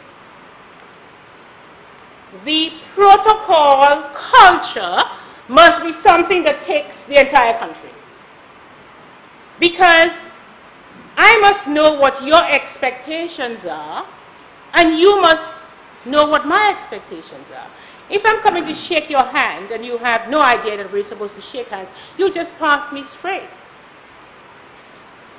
And so it is important that the culture of protocol, diplomacy, etiquette, the right way of doing things permeates through the entire country. So our School of Diplomacy, our diplomatic academy, will not just seek to train ministry staff in protocol, but certainly at all levels of society, including in our schools. Development cooperation, I spoke about that. We have diplomatic relations with at least 117 countries since independence, and we're establishing diplomatic relations with more. I mean, we have to really work at establishing relations with, for example, African countries, which we haven't done much with. Every country has a best practice in something. We should have a list of all these countries, what are the things they are best at. And we should strategically be seeking to enter into cooperation agreements so that there can be that transfer of knowledge. And we are also good at many things, Mr. Speaker. We're not just seeking to receive, we're seeking to give. We are also good at many things. So we're sitting on a gold mine in terms of the extent to which we can deepen, broaden friendships, and be able to expand what we do in St. Lucia, but we have to be prepared. Business promotion, our academy should be working to train all of our staff in our missions overseas as to how they can best sell St. Lucia in terms of a place for investment. We can't just leave it to chance. We have to choose the best people and ensure that they receive ongoing training. Consular affairs, the diaspora, emerging issues in foreign policy, we need experts on particular subject areas, and St. Lucia's national policy objectives. You'll be surprised how a lot of our staff don't know what our national policy objectives are, because there is no systematic and structured way of engaging with line ministries to ensure that we are on top of what the policy objectives and direction is. We would like to see, for example, an entire stream of courses just supporting youth ambassadors. We have a CARICOM Youth Ambassadors program, and the young people are just left to their own devices. They have no resources, they have no training. A meeting comes up for youth and you just take a few of them and you send them. They have no idea what they should be doing, how they should be doing, and they are so anxious and available and interested in doing it. So, Mr. Speaker, I think I've said enough. My style is to work hard and speak less. Politicians are expected to, every 2 minutes, to say what you're doing. And nowadays, the style seems to be on Facebook and the social media. I mean, you're going to town, you do a post, I'm going to town, I'm getting ready to go to town. Then you do another post, I'm on the bus. Oh, no, I don't. People do that. Then when you get on the bus, something happens, you do another post. So you're always saying you're doing. And Speaker, personally, I find when I have to stop to say I'm doing, it stops me doing. I'd rather just get on with my work, and of course, we have to account to the people. So at the appropriate time, you give an update. So we have a very good logo for our academy. I just shared it with the Minister of Education. because certainly it's our hope that we work very closely with the Ministry of Education and other ministries to develop this idea. We are currently working on our website, and what I would like to see us do is, when we have the concept fully developed, probably we can have a consultation on it with the various sectors who would be involved, the various stakeholders, present our idea and move on. But the idea is that this is a very significant development. It will impact the way we engage with friendly countries. It will impact the way St. Lucia is perceived and represented overseas. And certainly, because our foreign policy is driven and guided by our national policy, it will ensure that our ministry is positioned to represent St. Lucia's national interest in the best way possible, and overall ensure that we maximize the manner and the opportunities we have to develop our country and our people. And if I just may say again, I haven't said that we're spending much money at all to do this. With one additional administrative person who's going to help set up the framework for this, a website, a logo, engaging with friendly countries who are eager and anxious to help us, and of course, with the support and cooperation of the staff. That is key. The staff have embraced this idea. The important thing is for us all to take ownership of it, to make it what it needs to be. And it is not the academy of the Ministry of External Affairs. It's the Diplomatic Academy for St. Lucia. So I do want to thank you, Mr. Speaker, for indulging me, and to encourage honorable members to, as far as possible, within your own ministries, ensure that your staff are aware and make full use of the Diplomatic Academy of St. Lucia, which is coming in this financial year. I thank you, Mr. Speaker.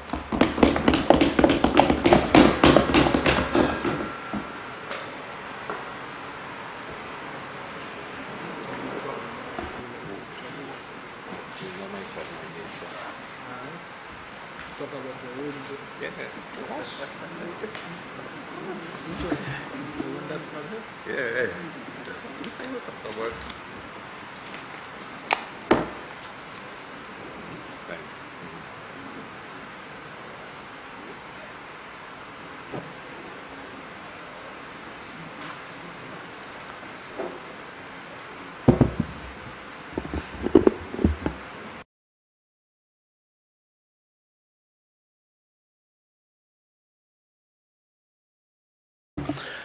Honourable Member for Castries South.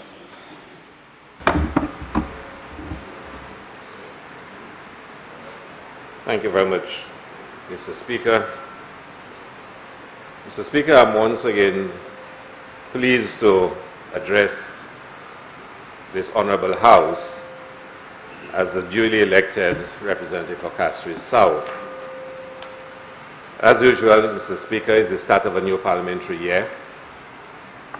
And I want to give praise to the Almighty, my friends, families, my executive group, supporters and well-wishers. Mr. Speaker, the constituents of Castries South are becoming hopeful in the midst of suffering. It is almost 3 years since this government was elected, and soon the constituents of Castries South will be asked again to exercise their franchise. For some, it will be an opportunity to right a wrong which has haunted them since June the 6th. For others, it will be a time to reconnect with their party and restore their loyalty. And for the rest, It will be a chance to reaffirm their commitment to a party which places as a priority the lives, welfare, and prosperity of St. Lucians. Mr. Speaker, this government has failed the people of Castries South and the people of St. Lucia, and the estimates prove it once again. Mr. Speaker, the feeling that the soul of our country has been lost, that the identity of our country has been eroded, and that the moral fabric of this country has been torn apart, will soon give way to a feeling that the people really matter, that we are proud to be the custodians of our destiny, and that the prosperity of this country is not reserved to a few, characterized as family, friends, and foreigners. The constituents of Castries South are resilient and have persevered, and their time will soon come. Mr. Speaker, I am forever thankful for the love and affection which I receive from the constituents of Castries South. I am committed to providing the very best representation, ensuring that their needs are vigorously advocated and their aspirations are sufficiently voiced. I will always defend their interests, and I will be fearless, especially when holding the government to account. So, Mr. Speaker, with your permission, I address this Honorable House on the estimates of expenditure and revenue for financial year 2019-2020. And as I did last year, to focus on 4 questions. The first one, what is the social and political context within which this budget is presented? 2, are there benefits to Castries South? 3, does it pass the test for fiscal responsibility? And 4, what does the estimates tell us about the priorities of the government? I start with the social and political context. Mr. Speaker, some may not like us to repeat it, but from my standpoint in Castries South, this government has continued to be unrelenting in its divisiveness, its vindictiveness, its abuse of power, and highly irregular financial management. Mr. Speaker, as if the firing of nice workers was not wicked enough, as if the firing of professionals who headed statutory bodies was not satisfactory, as if not paying the CDP contractors was not cruel enough, as if the disrespecting of St. Lucians by calling them barking dogs and jackasses was not painful enough, we learned that public servants are seen as lazy and believe that they are entitled. These same public servants who are afraid to speak because there is a fear that they will be victimized. Mr. Speaker, as if it was not enough to discard the established practice of public tendering, to award 30 direct awards in one day, to award to the Packer Company a contract of $32 million without tender, to award a contract without tender for setting up a performance and delivery management unit for about $15 million. We would learn of a comfort letter to friends to raise $132 million. So it was called a comfort letter. If that was not bad enough, it was not signed by the Minister of Finance. Worse, the Minister of Finance would announce that monies have already been sourced for the projects involved. And did I hear that there are other such letters circulating, Mr. Speaker? Mr. Speaker, in the throne speech yesterday, the Governor General would remind us of words he uttered last year, and I quote, "Without party, parliamentary government is impossible. It is a most wonderful device that makes for peace and good government, not tribalism and warfare. Parliament is the grand inquest of the nation and in the service of our masters, the people of St. Lucia. Let us not substitute refined inquisitorial procedure for javelins of slander and knives of lies. For the sake of our children and ensuing generations, let us always rise to the occasion, government and opposition, and bring due reverence to this house. We can make St. Lucia the best of all possible worlds." These are telling words from the Governor General. But somehow this seems to be a schizophrenic government. The head of state says one thing, and the executive does the opposite. So, Mr. Speaker, within that context, I need to ask, within the estimates, are there any benefits to Castries South? As I did last year, Mr. Speaker, I'm hopeful that some relief can come to the constituents of Castries South. And I've searched the estimates, Mr. Speaker, and just like last year, there's only one mention of anywhere in Castries South. And it's the same Cicero rehabilitation, road rehabilitation, an allocation to meet the outstanding debts. Mr. Speaker, there are ministers who will present, and I want to put forward my case for the needs of the constituents of Castries South, Mr. Speaker. And when the various ministers speak, Mr. Speaker, I hope in some way they can address the concerns and the needs of the constituents of Castries South, Mr. Speaker. Mr. Speaker, Lower Mon Road, the issue of sidewalks and a railing for a bridge, Mr. Speaker. The railing has been down for almost 10 years, Mr. Speaker. I have been in my short time on a tour with an engineer from the Ministry of Infrastructure, Department of Infrastructure, appealing for the bridge to be rebuilt. Mr. Speaker, the old cemetery. Recently we heard a lot being said by the mayor about persons who live in the old cemetery. I'm very familiar with this area, Mr. Speaker. And I know, Mr. Speaker, the critical issues of housing in that community. The need for drains, Mr. Speaker. The need for retaining walls, Mr. Speaker. For footpaths, for lighting, and for solid waste management, Mr. Speaker. Mr. Speaker, you move on to Fuasho, another area that I'm very familiar with, Mr. Speaker. It's been years, Mr. Speaker, we've been talking about a court for the young people. Mr. Speaker, the young people would play football, cricket on the hospital road, which itself is an emergency access road to Victoria Hospital, Mr. Speaker. Mr. Speaker, drainage in Fuasho has been a perpetual problem. Previous administrations on both sides have tried to do something about it, but it continues to plague the people, Mr. Speaker. Issues of housing, of lighting, solid waste management, Mr. Speaker. There was a time under the previous administration when the drains in Fuasho were being cleaned regularly. Persons who employed full-time to ensure that those drains are clean, Mr. Speaker. That has stopped since 2016, Mr. Speaker. And I believe, Mr. Speaker, because of the situation of Fuasho, those drains have to be maintained regularly, Mr. Speaker. Mr. Speaker, the after-school program, and I will come to it later on, the after-school program, what I am told, has been stopped, or has stopped. It is now the recess, and they're told it's going to resume in September, Mr. Speaker. The after-school care program is important to a community like Fuasho, Mr. Speaker.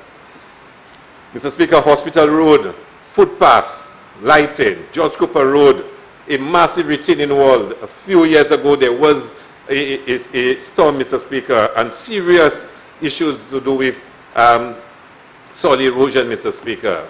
Mr. Speaker, the Tunnel Road community, and I've spoken to the minister responsible for Wasco, Mr. Speaker. I've written to Wasco about the water connection for the people living there. They were living there before the Millennium Highway was built, and all of them had to connect up to the top by the Governor General's residence.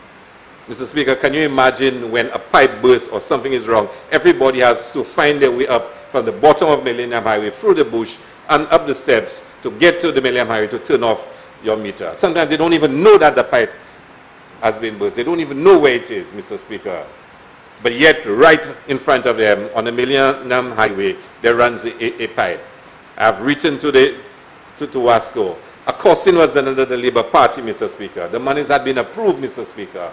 But of course, we know what happened. It has not been done. I have been terrorizing the minister responsible for Wasco to get this done for the people, Mr. Speaker. And I wish less work will be done in... Mr. Speaker, I hope less work will be done in Babono, and some attention will be given to the Tunnel Road, because this is a very serious matter, Mr. Well, cordiality has not worked, Mr. Speaker, so I have to up the ante, Mr. Speaker. But he keeps promising me he will get it done, so I will keep at him, Mr. Speaker. Mr. Speaker, the land ownership. Castries South is plagued with issues of land ownership, and I will speak about that later on. But there has to be a focused attention on land ownership, Mr. Speaker. Footpaths, lighting, and drainage in that community. Mr. Speaker, there's a community called Tumafleet, Mr. Speaker. Some of you may not never heard of it, but it's a small community higher up the Tunnel Road community. Issues of drainage, Mr. Speaker, footpaths, lighting, road repair, Mr. Speaker. These people have been literally abandoned in the development of housing area there, Mr. Speaker. In Bannan, Mr. Speaker, issues of footpaths, lighting, land ownership against, Mr. Speaker. Anytime you pass near Bannan and you look onto the hillside, Mr. Speaker, you will see all the houses that are there, Mr. Speaker. Critical issues of land ownership. People have been living there for 30, 40 years, Mr. Speaker, and they do not own the lands, Mr. Speaker. And sometime soon, Mr. Speaker, something will have to be done about it. Mr. Speaker, I had engaged a discussion with an agency about developing the Tapio Beach, Mr. Speaker. When I grew up, Tapio Beach was where we bathed, Mr. Speaker. They didn't have any housing scheme there. It was all guava trees, Mr. Speaker, and that was the favored beach. Now there's a housing development, the Tapio Hospital is open, Mr. Speaker. And it is a beach that has to be developed to give some facilities to the young people who frequent there, Mr. Speaker. Mr. Speaker, Mon Latok, the member for Castries North is not there, but Mr. Speaker, he knows that area very well. It's been one of the areas in which he grew up, Mr. Speaker. Serious land ownership issues, the area opposite the Governor General residence, Mr. Speaker, all the way down to the Millennium Highway, Mr. Speaker. Footpaths needed on that hillside, lighting, drainage, Mr. Speaker. And only 2 weeks ago, I had a tour with an engineer from the Ministry of Infrastructure. Traffic barriers, Mr. Speaker. Vehicles coming down, Mr. Speaker, from the Governor General residence, get running off the road straight into people's homes, Mr. Speaker. And it is why, Mr. Speaker, I was, whilst I welcome the barriers in the Bannan area and the waterfront, I had to remind people that this area, historically, is one of the most notorious areas, Mr. Speaker, for vehicles running off the road, Mr. Speaker. And I hope during this financial year, those barriers can be erected. Mr. Speaker, Sisera is one of the largest communities in St. Lucia. Issues of road repair, Mr. Speaker, particularly in Monkey Town, Mr. Speaker. Footpaths, drainage, Mr. Speaker. The playing field, Mr. Speaker, for a community as large as Sisera, from the top of the Mon all the way down to Monkey Town, almost 2,000 persons, Mr. Speaker. There's a playing field that can barely accommodate a 9-a-side football match. And the community is crying out for a better playing field, Mr. Speaker. Again, issues of land ownership, Mr. Speaker. And I know NHC has had a meeting in the community, and there is some discussion as to how they can reconcile some of the issues, Mr. Speaker. But there's a crying need, Mr. Speaker, for housing, for land, for people to build their houses, Mr. Speaker. Because, Mr. Speaker, when you think about it, you're born and grew up in a house with 2 rooms or maybe 3 rooms. You're 19, 20-year-old. You want to get your own space. You won't stay in your mother's plywood house anymore. You want to get out. Where do you get out? You build a shack next to your mother's house. Or you build a shack on an empty lot nearby. And the whole squatting continues, Mr. Speaker. And we have to focus on it and see what we can do about it. The community center in Sisera, Mr. Speaker, has been closed for almost 2 years, Mr. Speaker. 2 years. So there's no community center in Sisera, Mr. Speaker. And when I hear of the estimates, Mr. Speaker, and how there's investment in people and communities, I have to ask, why can't something be done about the community center in Sisera? And, Mr. Speaker, the issue of Wi-Fi. Sisera is one of the pilot areas for the Wi-Fi project, Mr. Speaker. And yet, when it was launched, the Wi-Fi was switched off in Sisera. And other communities now have Wi-Fi, and the community that had it originally has been switched off. And on all the poles, you can see all the routers, modems, and everything else, Mr. Speaker, but no Wi-Fi in the community. And I'm wondering when will GNet and whatever intranet, whatever it is, Mr. Speaker, will get to Sisera once again. The residents of Kubaril keep asking me about representation for the road to be repaired, Mr. Speaker. Another community that's historically ignored, Mr. Speaker. Woodlands, Mr. Speaker. Land ownership issues again. Individuals have been living there for, Mr. Speaker, there's one person who told me their family came there when they had the indentured servant scheme after slavery, because they came to work on the sugar estate. And the family been living up on that, in that community, and they still don't own the land. It used to be owned by geese. And now a gentleman goes around collecting rent for the land, and is probably best known now for his company name in the letter, Mr. Speaker, the notorious letter, Mr. Speaker. So, Mr. Speaker, there are serious issues of land ownership in good lands, Mr. Speaker. The playing field that the young people had established at the bottom of the hill, Mr. Speaker, was taken by this government to park container trailers, Mr. Speaker. The same area where the young people played cricket and football, they decided to put all the container trailers. And now the young people have no place for them to recreate, Mr. Speaker. Ticola, Mr. Speaker, drainage, lighting, the road, Mr. Speaker. There's a family in Ticola that keeps reminding me they want me to come to their home only when the rainy season starts, so I can fall trying to get down to their house because there's no drainage, there's no footpath, there's no steps, Mr. Speaker. Bassett Joseph, Mr. Speaker, I have said to the Minister of Infrastructure, Mr. Speaker, over and over about the state of the Bassett Joseph Road, Mr. Speaker. This is a road, Mr. Speaker, where the minibuses are now threatening not to pass, Mr. Speaker, because of the condition of the road. The main road in Bassett Joseph has to be a priority in this financial year, Mr. Speaker. The community in Bassett Joseph, Mr. Speaker, and that's an interesting one, Mr. Speaker. I need you to listen to this one. It was started by the former Rep. Robert Lewis, Mr. Speaker, under the CDP. The government changed, it was not continued. And all of a sudden, during Christmas time, some gentlemen appeared with bags, dog food bags filled with sand and cement in it, and started to plaster it, Mr. Speaker. A contract was given to somebody to come to Bassett Joseph, not persons from the community, to come and complete or to work on the Bassett Joseph Community Center. And when I asked who awarded the contract, which ministry, nobody can tell me. Well, I did find out who gave them the contract, but I didn't know that person was employed in any ministry.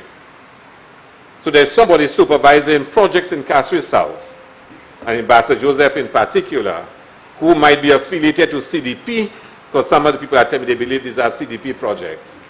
So projects have been executed, Mr. Speaker. And by the way, Mr. Speaker, there are two persons executing projects in my constituency.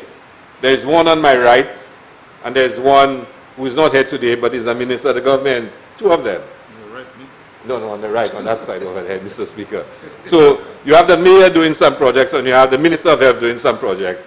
So the member from Castries speaks of one person. I have two, Mr. Speaker.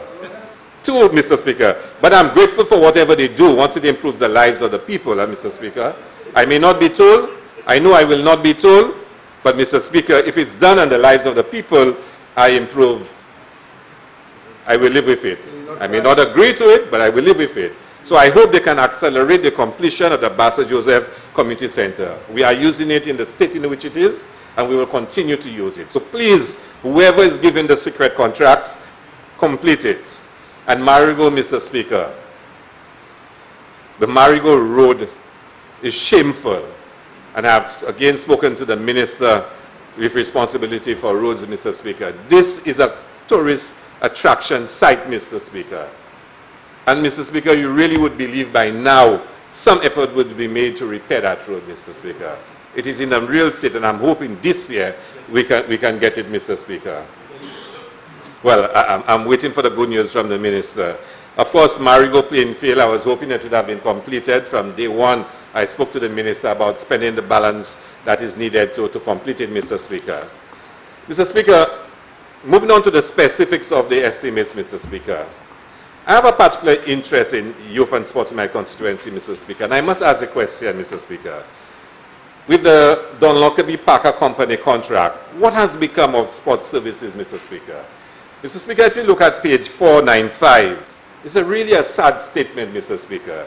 There are no monies for elite athletes assistance and talent, Mr. Speaker. There's no money for maintenance of playing fields, Mr. Speaker. There's no money for sports equipment, Mr. Speaker. And there's no money for national coaching programs, Mr. Speaker. And you really have to ask the question, what is happening, Mr. Speaker? $42 million was paid to a company which did not even have, Mr. Speaker, a sports design and construction component. Do you know, Mr. Speaker, how the Parker Company is described on its website? is described as the world's premier fittings, furniture, and equipment purchasing firm for the global hospitality industry since 1969. That's how it's described. And they got a contract to design sporting infrastructure in St. Lucia, the world's premier FF&E purchasing firm for the global hospitality industry, Mr. Speaker. And they got that without tender again, Mr. Speaker. Mr. Speaker, page 495 states that only $20.6 million will be spent on construction of sporting facilities by Don Lockerbie and the Packer Company. The contract was for $32 million.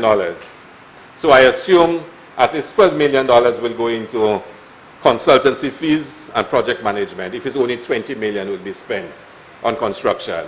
Now, Mr. Speaker, architectural engineering fees usually 5% of the project amount. Project management fees usually 2%. So legitimately you would have expected about 7% would have been spent toward the consulting firm.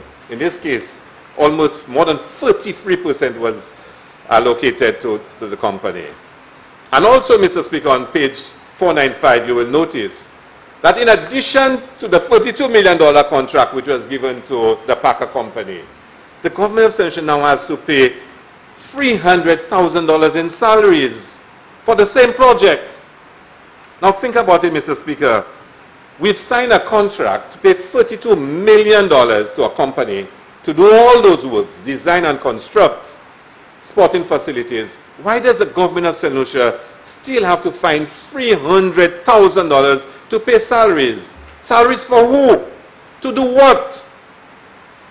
Couldn't that $300,000 be spent on buying sports equipment for schools, for communities, to spend on national talent development, Mr. Speaker? Why, in addition to $42 million, we have to spend another $300,000 in salaries?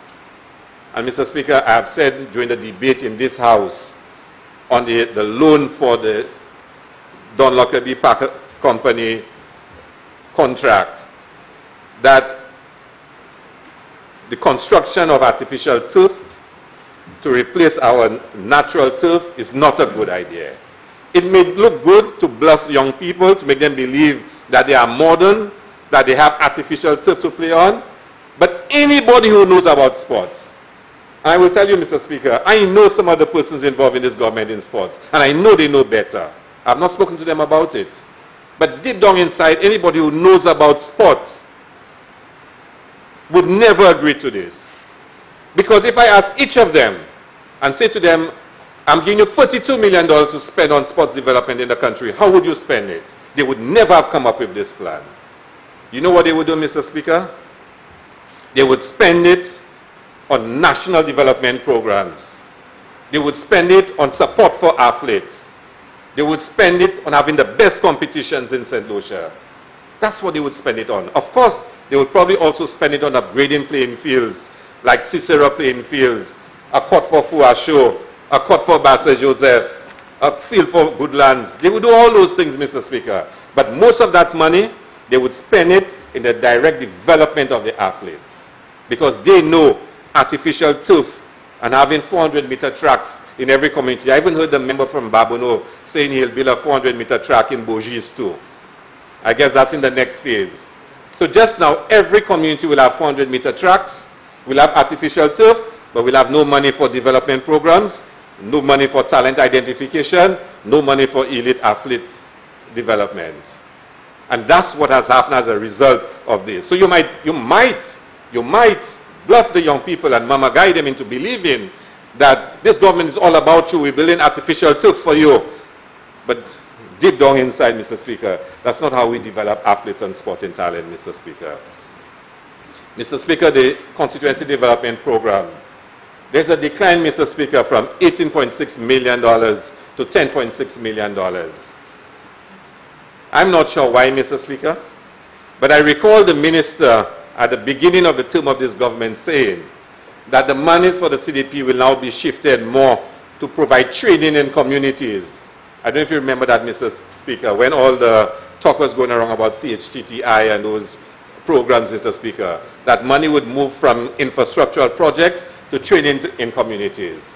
After all what I have said about the various communities, Mr. Speaker, I think there is still a need for the CDP to be used to improve the physical conditions of persons in St. Lucia, and in particular the urban areas, Mr. Speaker. There is still a crying need, Mr. Speaker, for infrastructural development at the community level. And I want to appeal to the Minister, Mr. Speaker, to ensure that monies under the CDP can be used, Mr. Speaker, to improve Fuasho Cemetery and all those communities that I mentioned, Mr. Speaker. Mr. Speaker, I note on page 356 an allocation for the PROUD program, although it's about $4.6 million less, Mr. Speaker. As I stated earlier, Mr. Speaker, the old cemetery needs a PROUD program, Banner needs a PROUD program, Monlatok needs a PROUD program, Woodlands need a PROUD program, Mr. Speaker. And I'm looking forward to the day when such will be done for the constituency in those areas. Mr. Speaker, the member from Grosile spoke about the aftercare program, and that it had increased from $340,000 to $403,000. That's on page 380, Mr. Speaker. Mr. Speaker, that increase is not enough, Mr. Speaker. More communities have been brought into the after-school program. There has to be a larger increase than this, Mr. Speaker. And I repeat, Mr. Speaker, I support this program. It is a crucial program for communities like Fuasho and Cicero, Mr. Speaker. And therefore, I want to appeal, Mr. Speaker, for greater effort and allocation for this program, Mr. Speaker. I heard a member from Grosile, and I think that's what I heard, I'm not sure, saying that there is no allocation for the summer stimulus for Christmas and whatnot. But as far as going through the estimates, I think there is, Mr. Speaker. I noticed, Mr. Speaker, very curiously, Mr. Speaker, and you may wish, Mr. Speaker, for there to be an explanation. Under the section grants and contributions, under his ministry, under the Honourable Member's ministry, Mr. Speaker, the agency is not mentioned, Mr. Speaker, but program heads are mentioned. So mention, and I'm not sure what page it is, Mr. Speaker. The programs are mentioned as against the agencies. So SSDF would receive transfers, Mr. Speaker. Page 546, Mr. Speaker. So you will see headings, Mr. Speaker, rather than the agency the money is being transferred to. And, Mr. Speaker, the Minister has already spoken, but there's a heading called Other Social Assistance Projects. An allocation of $1.5 million is provided. And I need to ask the question, Mr. Speaker, who is this money for? For what purpose? Is there a policy guiding its use? Because for the allocation to have a broad heading saying other social assistance projects, Mr. Speaker, I think it's inadequate for the estimates, Mr. Speaker. Mr. Speaker, I'm glad to hear the Minister mention that the Youth Empowerment for Life project continues. It is a project that I support. The Youth Empowerment project for me, Mr. Speaker, can make a significant impact on the lives of young people, especially in the urban areas. But I was very disappointed, Mr. Speaker, when I called looking for assistance for a couple of young men from Cicero who wanted to start a small farm. They were trying to go the right way, do things the right way, Mr. Speaker. And I was told that it does not apply to Castries South, that it is only for certain communities, you know, Mr. Speaker. And I was shocked to hear it, Mr. Speaker.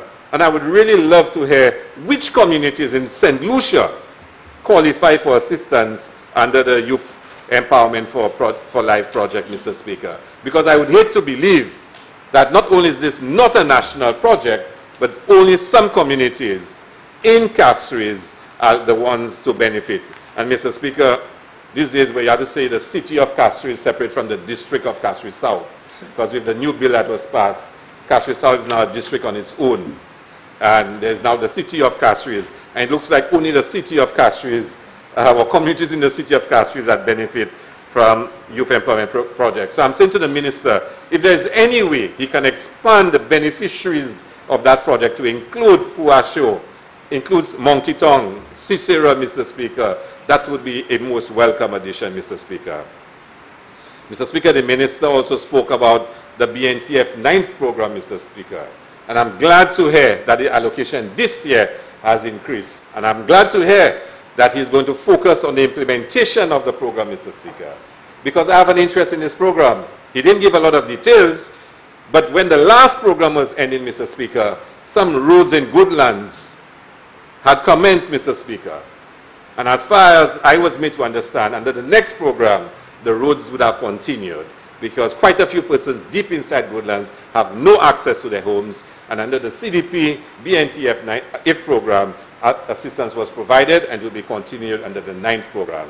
So the minister has spoken, but I'm hoping, Mr. Speaker, that at some point he can indicate to me that yes, in fact, the roads in Woodlands will be continued.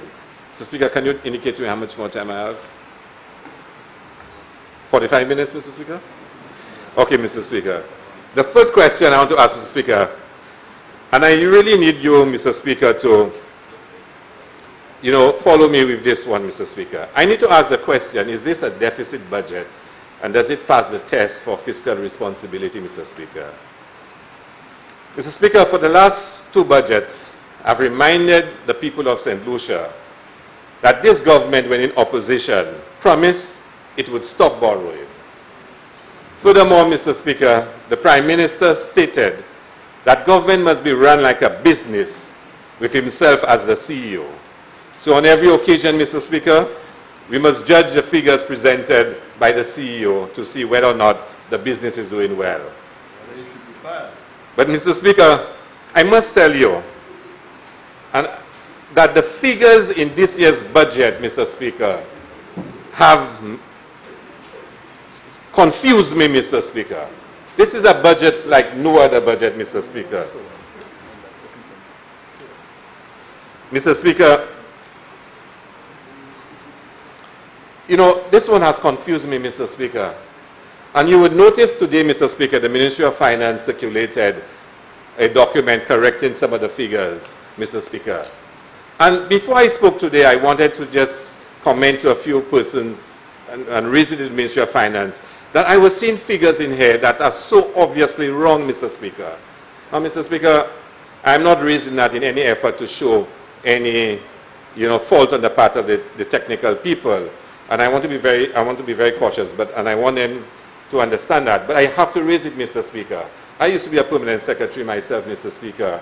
And, I understand sometimes how the figures can get sometimes, mixed up, Mr. Speaker. But some of those figures are so obviously wrong, Mr. Speaker, at least from my understanding, Mr. Speaker. Now, maybe I have an obligation to point it out, Mr. Speaker, and for corrections to be made or clarification provided to me, Mr. Speaker.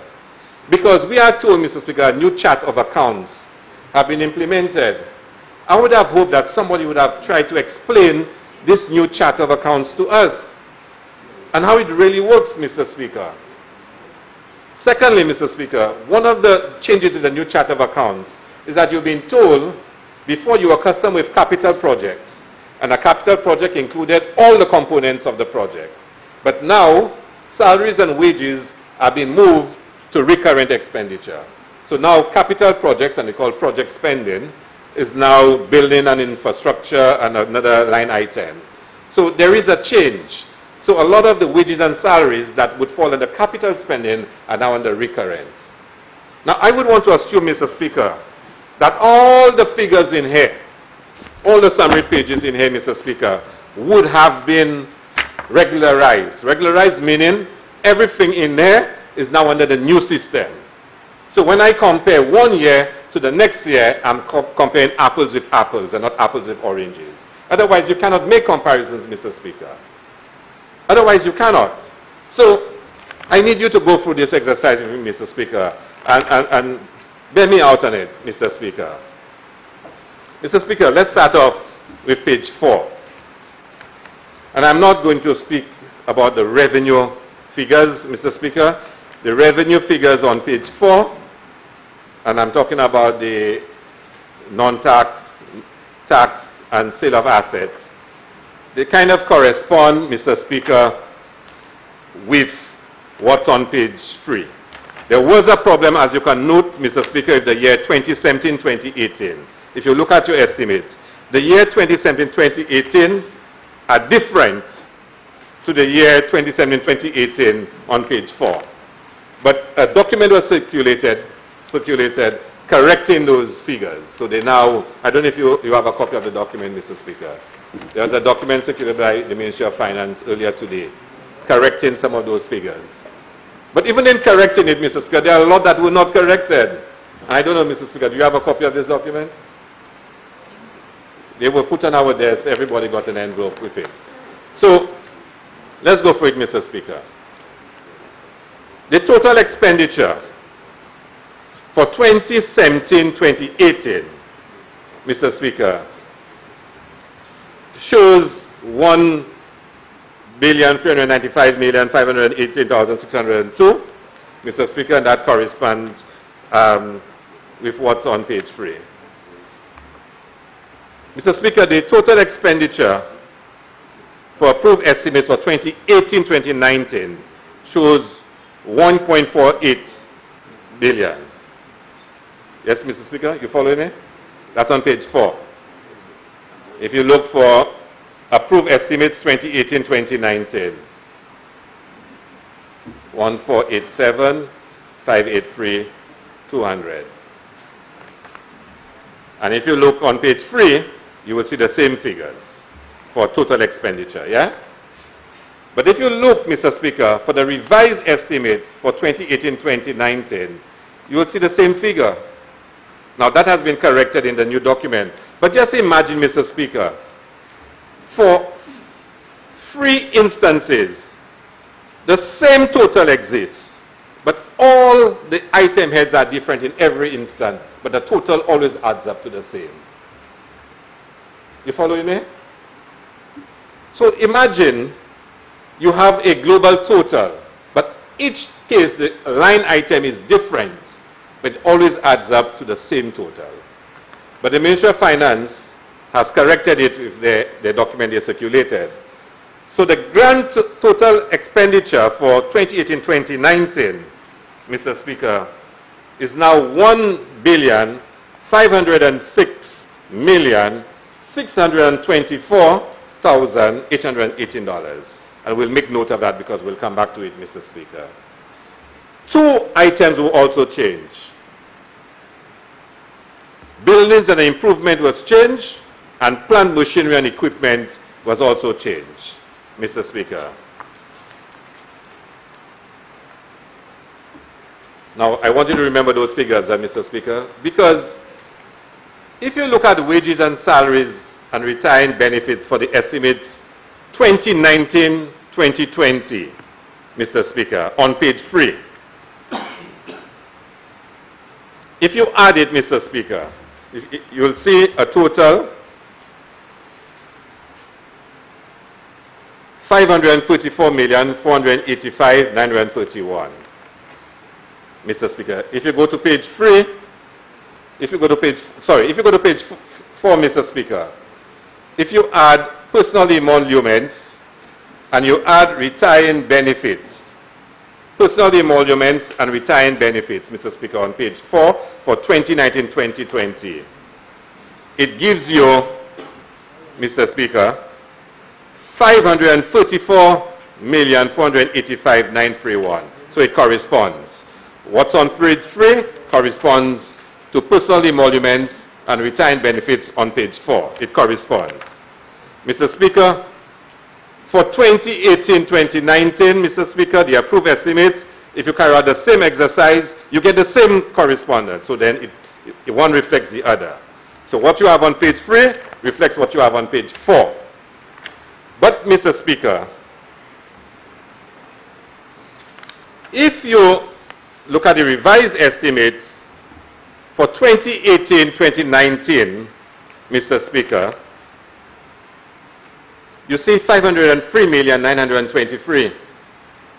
But if you go to page 4 and you add personal emoluments, 424,234, and you add retirement benefits of 99 million, Mr. Speaker, you get 523,923,234. But yet on page 3, you have 503,923 and $370.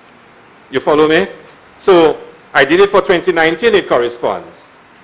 You do it for the other years, it corresponds. But for last financial year, the summary page is $20 million less. $20 million less. Now, if that $20 million, if that 503,923,370 was supposed to be 523. You realize what happens to all the indicators, Mr. Speaker.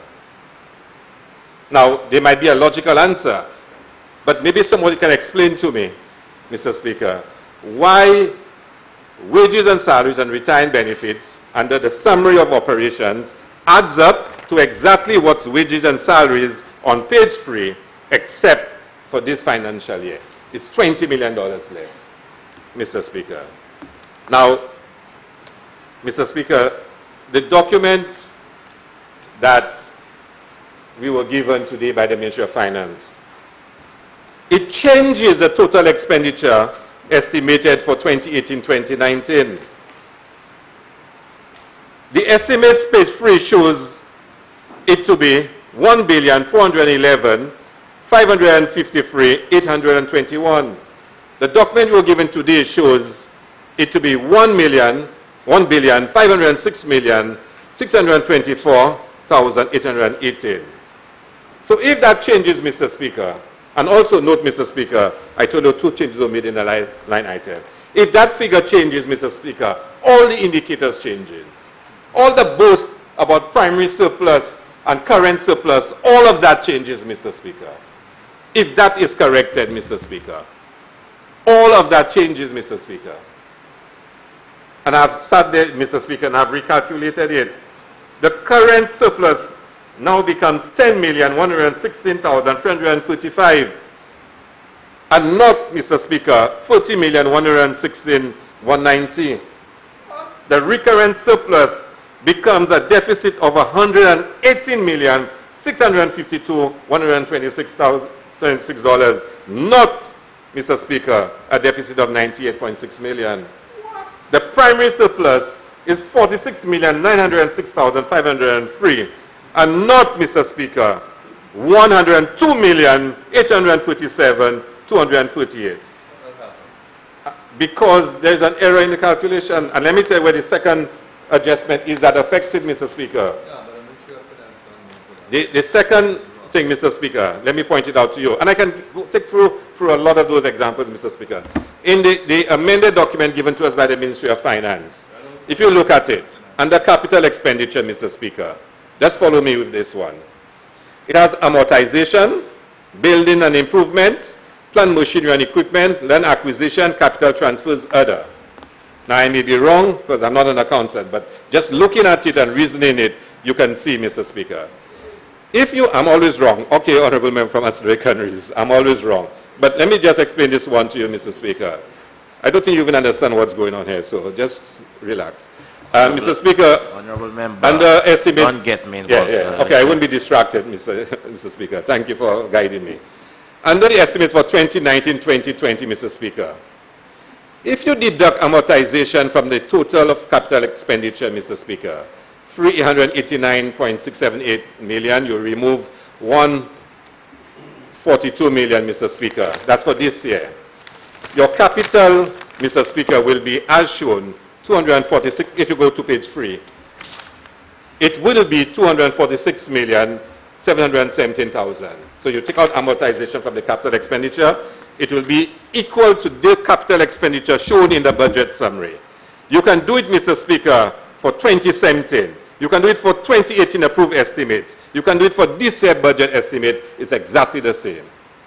But, Mr. Speaker, if you do it, Mr. Speaker, for revised estimates for 2018-2019, then, Mr. Speaker, the new capital expenditure moves from 143,183,746 to 179,114,617. It changes. It changes because you're deleting 143,715,000 from 312,829. So your capital budget goes up. But it's important, Mr. Speaker, your capital budget, in when, Mr. Speaker, you are calculating your primary surplus. It's important. So those revised figures that were given, Mr. Speaker, when you calculate it, all the indicators change, Mr. Speaker. All of them change, Mr. Speaker. And I'm wondering, how do you go about analyzing? Now, Mr. Speaker, I was just referring to expenditure. Just expenditure, Mr. Speaker. Let me just give you another example, a fourth example, Mr. Speaker, just to give you an example. On page 3, Mr. Speaker, and again, there might be a logical explanation for it, but the figures just do not add up, Mr. Speaker. On page 3, Mr. Speaker, Roman numeral 3, in the budget estimates, grants were approved to be for this year, for last year, 2018-2019, that's second column, grants, 69,693,994, but revised to 41,316,106. But if you go on page 4, Mr. Speaker, the other side, you will see, Mr. Speaker, that grants approve of 69,840,000.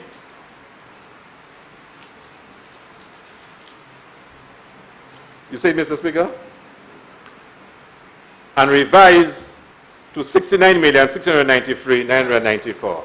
Now, maybe somebody has an explanation for it. Why on one page it says grants approved, Mr. Speaker, was 69 million, revised to 41 million, but on page 4 it shows grants approved 69 million, same 69 million, but revised is now 61.8. So on one page, in both instances, the approved is the same, but on one page the revised in 40-something million, and the other page is saying 60-something million. Now all of that affects the overall calculation of your revenue, Mr. Speaker. I didn't have time to go through the revenue, Mr. Speaker. But there are issues with those figures. Now it may very well be having the new chart of accounts would have created that problem. Mr. Speaker, I mean, I can share my notes and I can sit with the Ministry of Finance officials and you know, we can have, you know, a discussion on it. But, Mr. Speaker, the figures do not add up. And when I heard the Minister present all the new indicators and the new surpluses and everyone is clapping, Mr. Speaker, I was wondering that there is something wrong in those figures. Those figures are not accurate, Mr. Speaker. Are you talking about the range? No, I come into the range in a while, Mr. Speaker. I'm coming to the range, Mr. Speaker. So, Mr. Speaker, I want to move on. I mean, I can spend more time pointing out errors in the table, but I notice my time is coming, so I want to move on, Mr. Speaker. What do the estimates tell us about the priorities of the government, Mr. Speaker? Mr. Speaker, let's start off talking about revenue. The PM boasts of revenue having improved over 2017-2018. Total revenue and grants increased from 1.145 billion to an expected 1.2 billion, an increase of about $59 million, Mr. Speaker. Surely, Mr. Speaker, this is something the government wants to be proud about, but, Mr. Speaker, the government will grab at any straw to be proud of their achievements. After 3 years, and you'd recall, Mr. Speaker, that the Prime Minister said, give him 3 years and he'll turn around this country. He will double our GDP. And 3 years will be in 2 months' time, Mr. Speaker, and instead economic growth is going down, Mr. Speaker. So anything that can make him boast, he will boast, Mr. Speaker. But in my view, the government underperformed, Mr. Speaker, with the level of borrowing, the most borrowing in our history, Mr. Speaker. And the government had told us that their words will execute, execute, execute. Where is the execution, Mr. Speaker? And my friend from Soufrière, Mr. Speaker, the MP, when he was saying execute, execute, execute, I warned him, I hope that those words would not turn wrong on him and he gets politically executed, Mr. Speaker, because, Mr. Speaker, I could not see all the things that were being said could have been done so soon, Mr. Speaker. But this is the nature of the beast, Mr. Speaker. Mr. Speaker,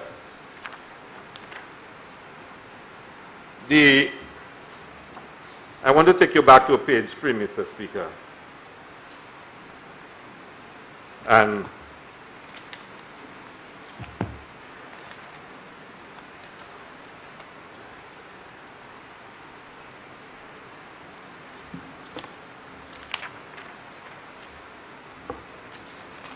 okay, Mr. Speaker, I want to move quickly because I want to make some points, Mr. Speaker.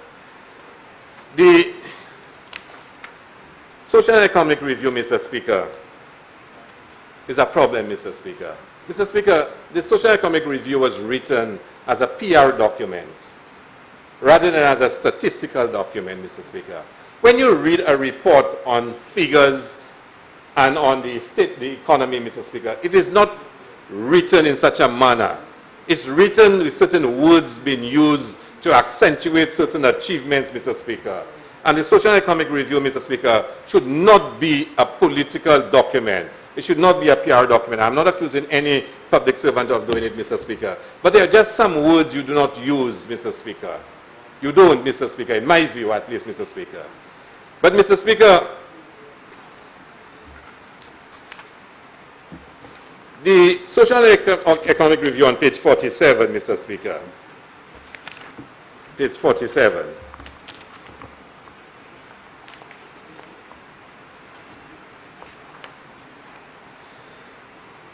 Let's start with let's start on page 47.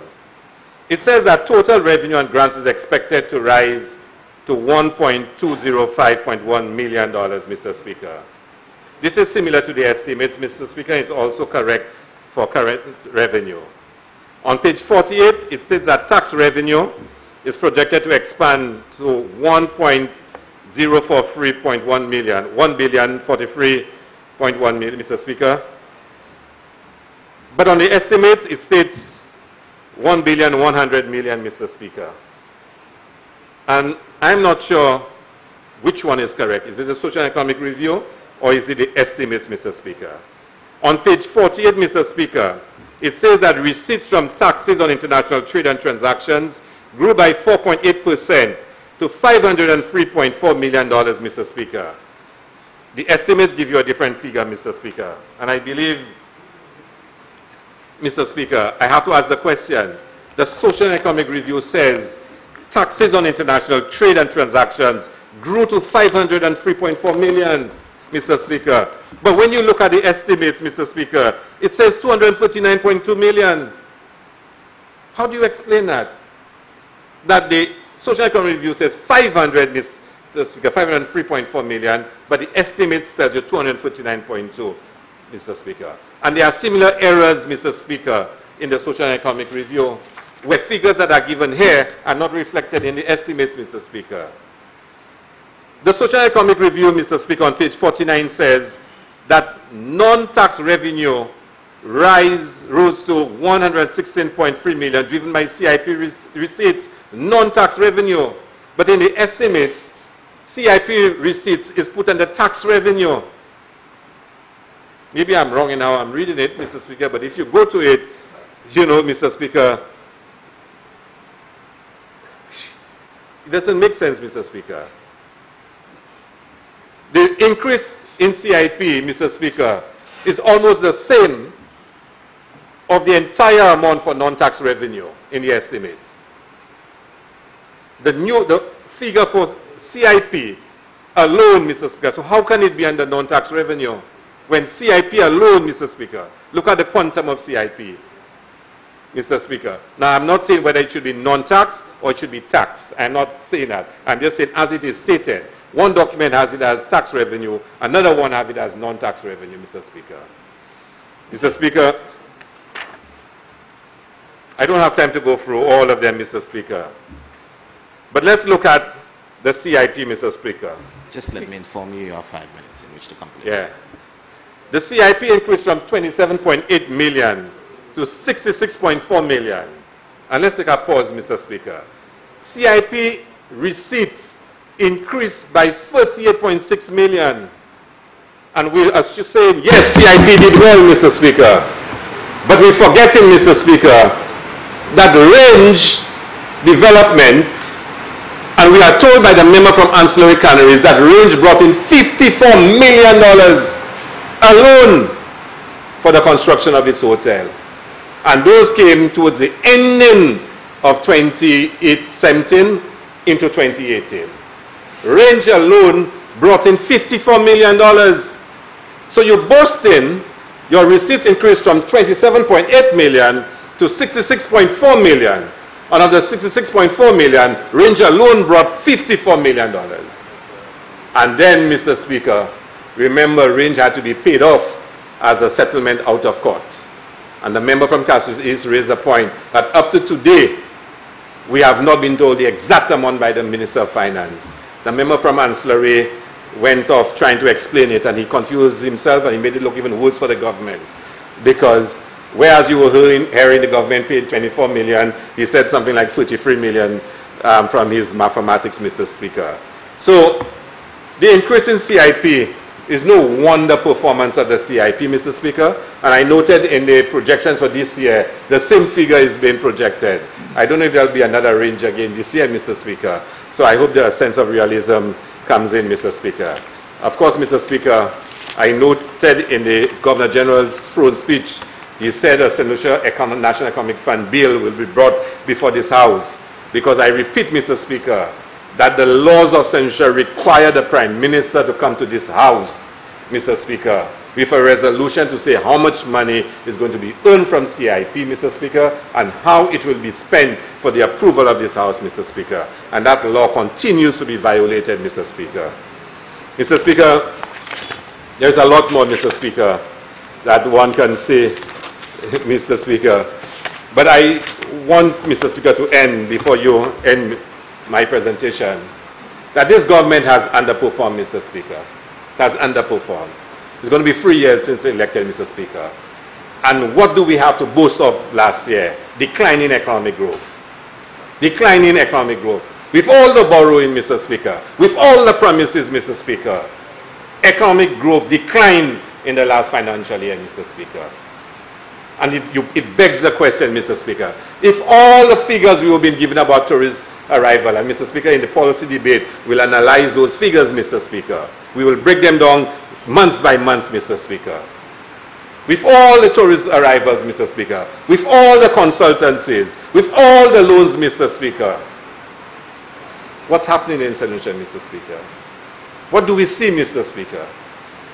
And when people express their dissatisfaction that only a few in this country seem to be benefiting, Mr. Speaker, some people tell us on the other side that we've been unfair, Mr. Speaker. We've heard of numerous contracts. There is no tendering anymore in St. Lucia. And when you avoid those procedures that are established to ensure efficiency, effectiveness, productivity, Mr. Speaker, in addition to accountability and transparency, Mr. Speaker, the economy suffers. And the people suffer, Mr. Speaker. So the people are disappointed, and they have reason to be disappointed, Mr. Speaker, because this government is not delivering to them, Mr. Speaker. In the first budget, we were told there'll be 6 new hotels being built. We were told of all the changes that will take place. And I didn't have a chance, Mr. Speaker, to ask the Minister of Tourism to say to this honorable House, how much money are we paying to airlines, Mr. Speaker? Because we've had years of economic growth in this country, Mr. Speaker. And I think there is a particular page which actually speaks about support, Mr. Speaker, to airlines, Mr. Speaker. It is in there, and we'll come to that in the policy statement, Mr. Speaker. So we had growth in tourism arrivals, and we were not paying airlines, Mr. Speaker. But now we are paying millions of dollars, Mr. Speaker. But the minister avoids any conversation on how much money is being paid to airlines. So if all the money is, Mr. Speaker, why are we not seeing a greater level of performance, Mr. Speaker? Why is this government underperforming, Mr. Speaker? Mr. Speaker, thank you very much, Mr. Speaker.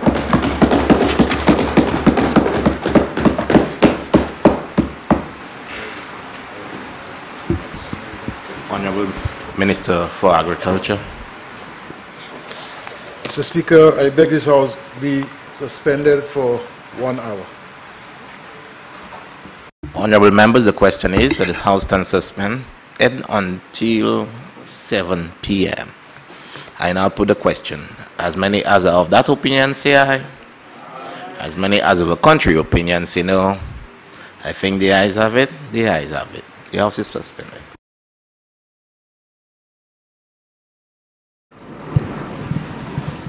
Well, we've come to the end of today's session on the debate on the estimates of expenditure for the year 2019-2020.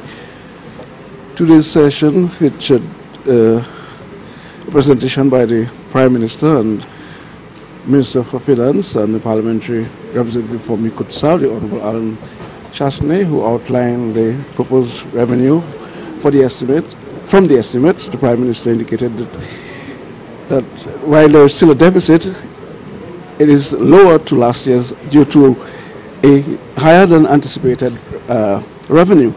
We also saw contributions from the opposition leader and MP for Castries East, the Honorable Philip J. Pierre, also the MP for Grosile, the Honorable Leonard Montoute. There was also a contribution from the parliamentary representative for Castries Central, the Honorable Sarah Flood Bobre, and the representative for Castries South, Dr. Ernest Hilaire.